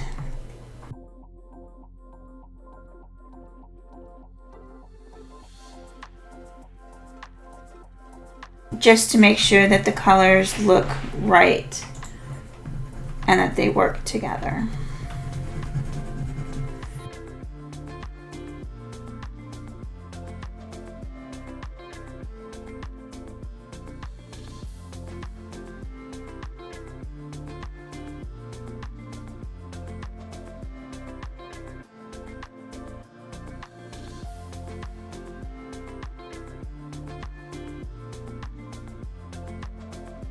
Okay, even though this is dark, I'm going to fill in the tooth just a little bit with this color so that way I can, the last part will go just a little bit quicker. And this will kind of show you too that it doesn't have to be exactly the right color, and you can just make adjustments accordingly.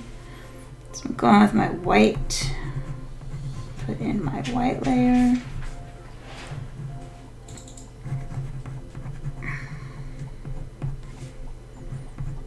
And make sure I keep the ends up here light and wispy.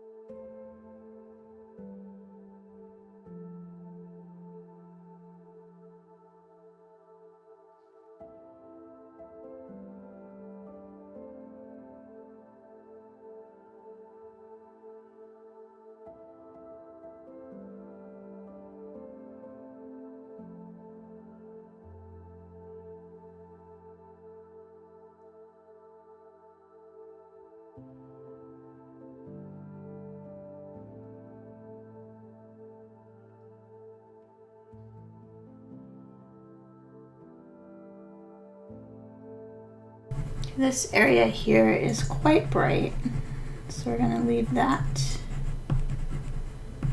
pretty much as is. There's some nice bright highlights in here. I'll make sure we get those.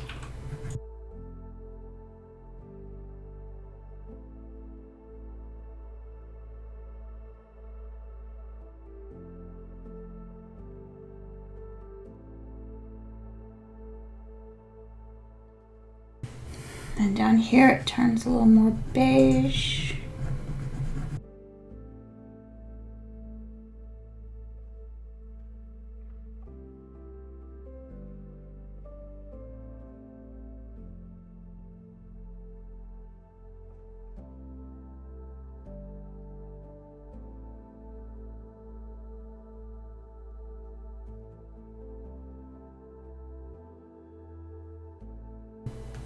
I think a little bit of this color up here. It is closer to the background, so I'm going to use this as the shading undertones, I think.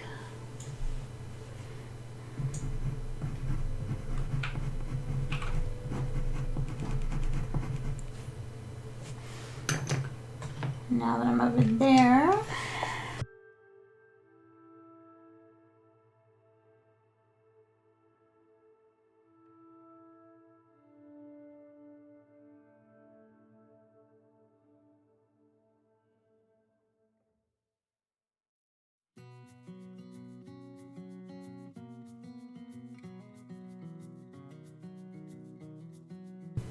there is quite a bit of this right around this area.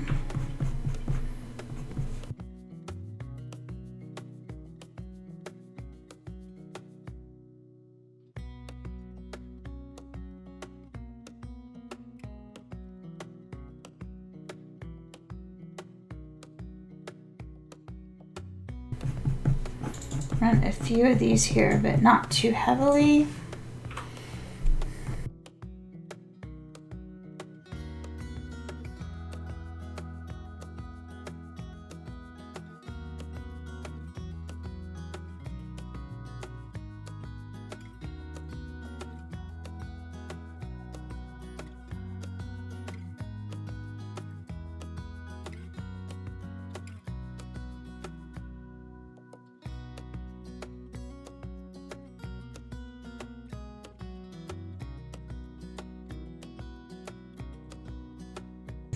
Noticing there's not a lot of pigment here, so I'm going to go ahead and fill this part in so the paper has some pigment on it.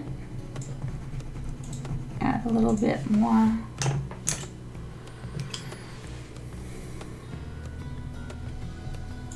Values in there. This white should go right through there. Okay, now it's all about refining.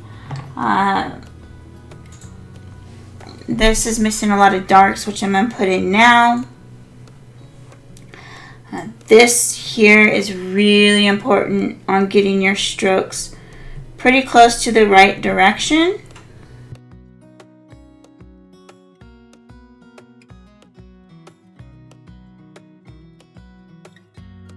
And the right length.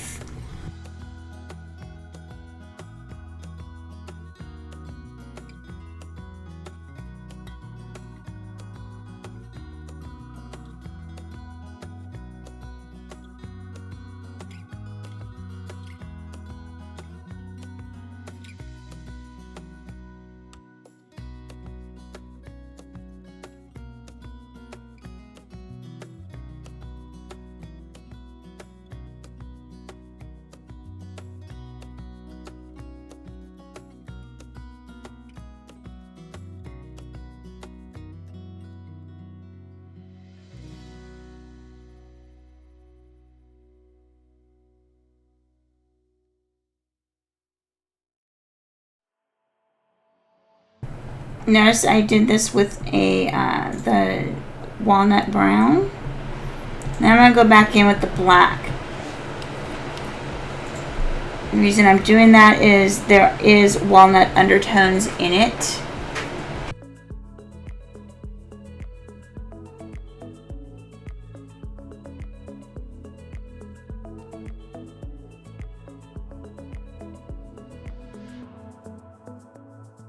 I'm going in with the black. Being really careful to make sure I don't lose this lid. I don't want to lose this lid at all.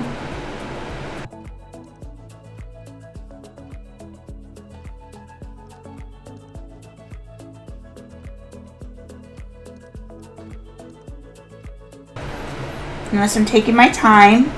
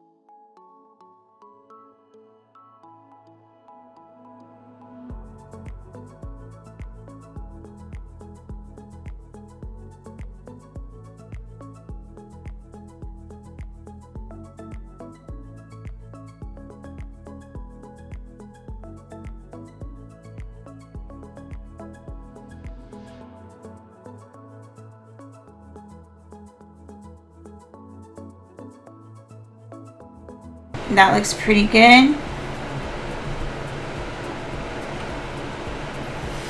Now I'm going to go around and I'm going to refine everything that I want to refine. I do have the black, so what I'm going to do is in certain spots, on the spots, the areas that I feel should be really, really dark, I'm just going to put this black. Notice sometimes it's just a couple little strokes, and it's not the whole spot, it's just bits and pieces where I think that it should be the darkest according to how I created the area. I'm also looking at the reference to see where I need to make those adjustments. And the smallest little adjustment makes the biggest difference. So keep that in mind as you make your adjustments. And some of them may not even need any black.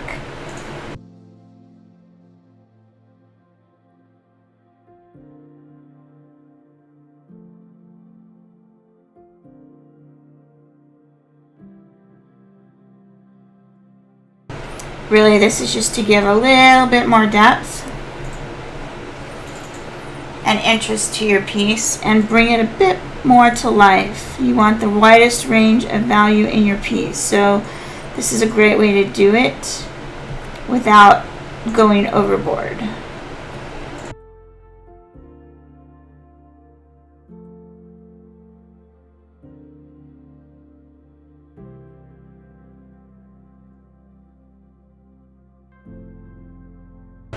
You notice on some of it, it doesn't even look like I did anything. And on some of them, like this area right here is going to be pretty dark, but then I'm just going to lightly go over it. Some of these areas just to tone them, not to actually add like a lot of pigment, but just to make them just the slightest bit darker.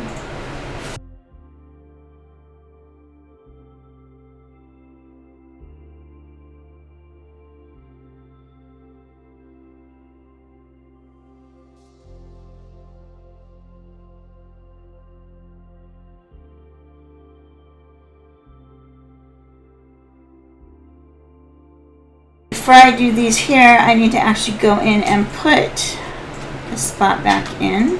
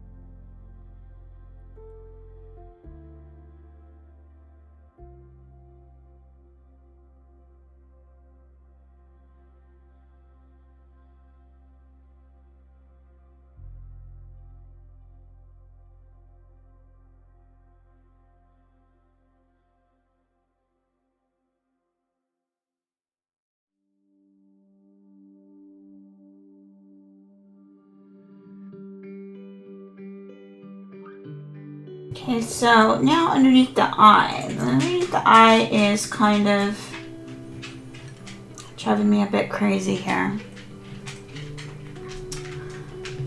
I think it needs a bit more of this.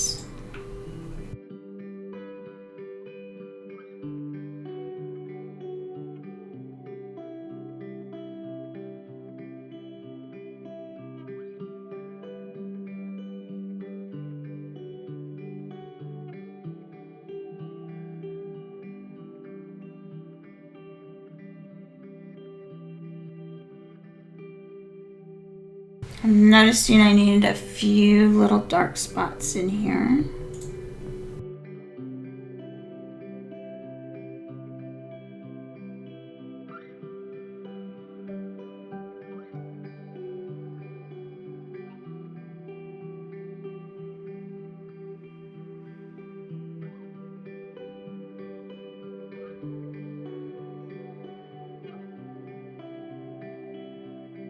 This should technically be a little bit redder,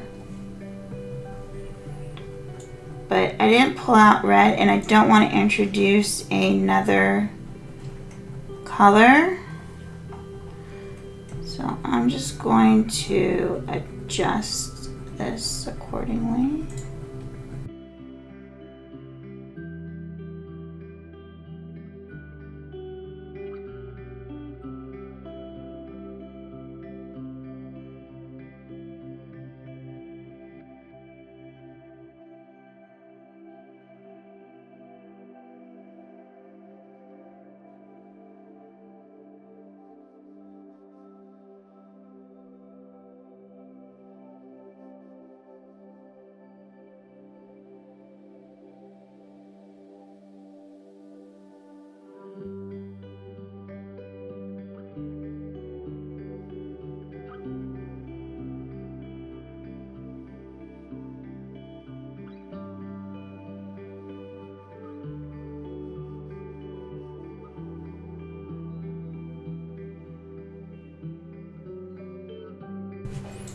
I do want that just a little bit darker.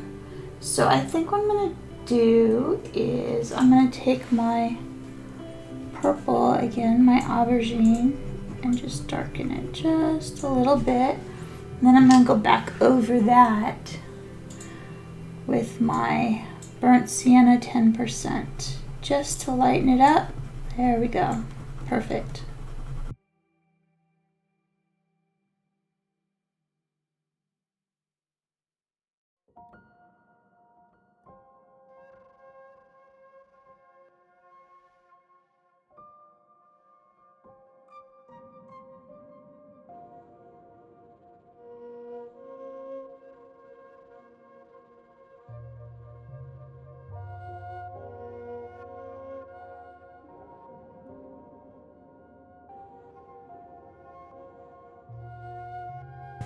Notice these adjustments, they're little, but they're making a huge difference. You can just kind of see as I'm going through and adding the different colors what a difference just a little bit of that color can make in that area.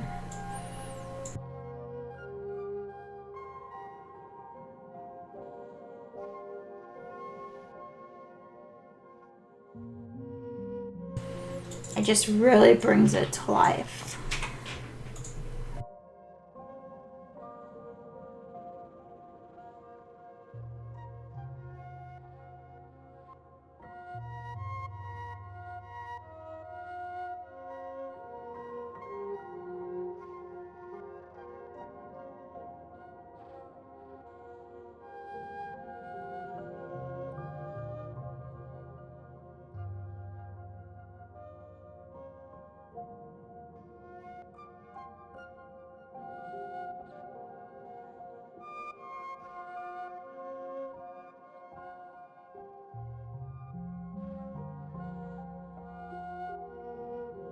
I'm going to add a little bit of this in.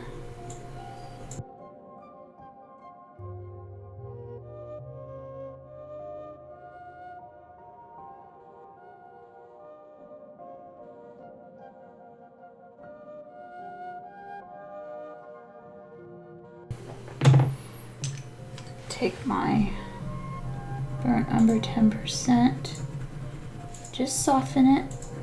I'm not really adding color, much color if at all. It's just going over that aubergine to soften the appearance. That's all I'm doing. Just softening. Not really dropping much color.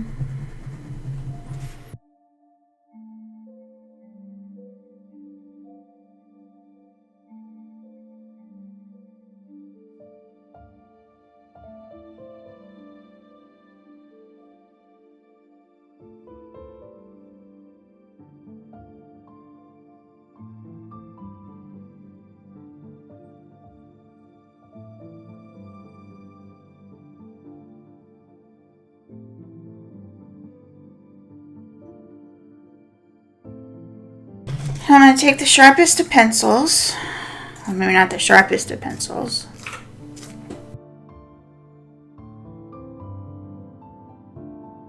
And put a few little hairs.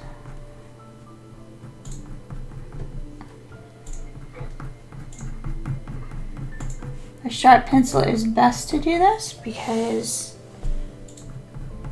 it will stick and go into the paper. Do a few flyaways.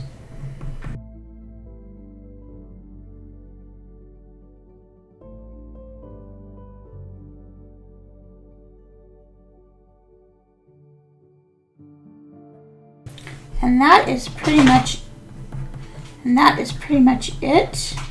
Make the adjustments that you find you need. But for the most part, I mean, it's just a matter of going through and deciding what you want to do to it from here on out. Just make those final adjustments. I mean, we could spend hours doing this. So decide what you need and go from there. I hope this video was helpful to you. Before we go, I do want to make one adjustment I said I was going to do. I wanted to make this here a bit darker. That was black, and now I'm going to go in with my darker green, wherever that went.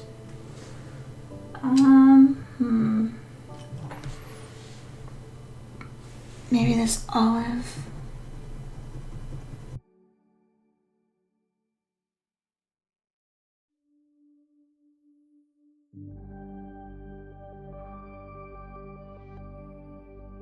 And tone down this highlight.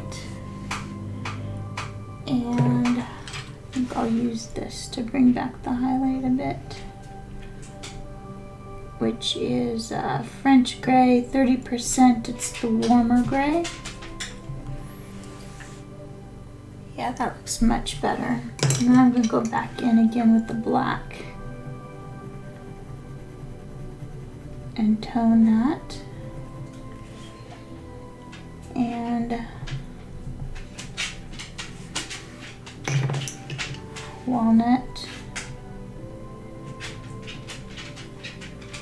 And there's a slight shade on the bottom of the eye right here, which I will put in as well. There we go. That looks much, much better.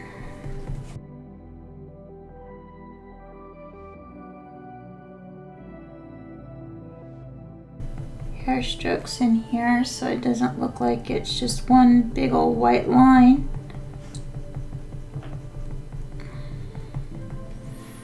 All these things you notice as you start working on the details and refinement.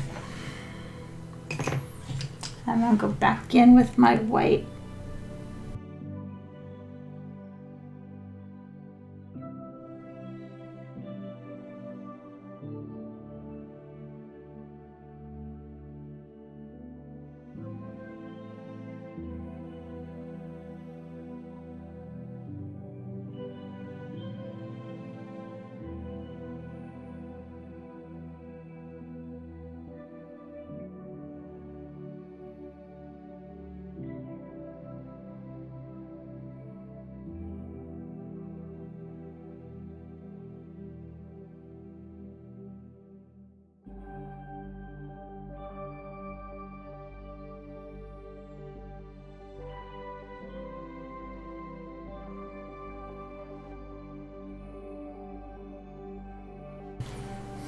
Okay, I'm going to call this done as far as this is concerned. I hope you enjoyed the step-by-step tutorial. If you'd like to see more of these, let me know in the comments below.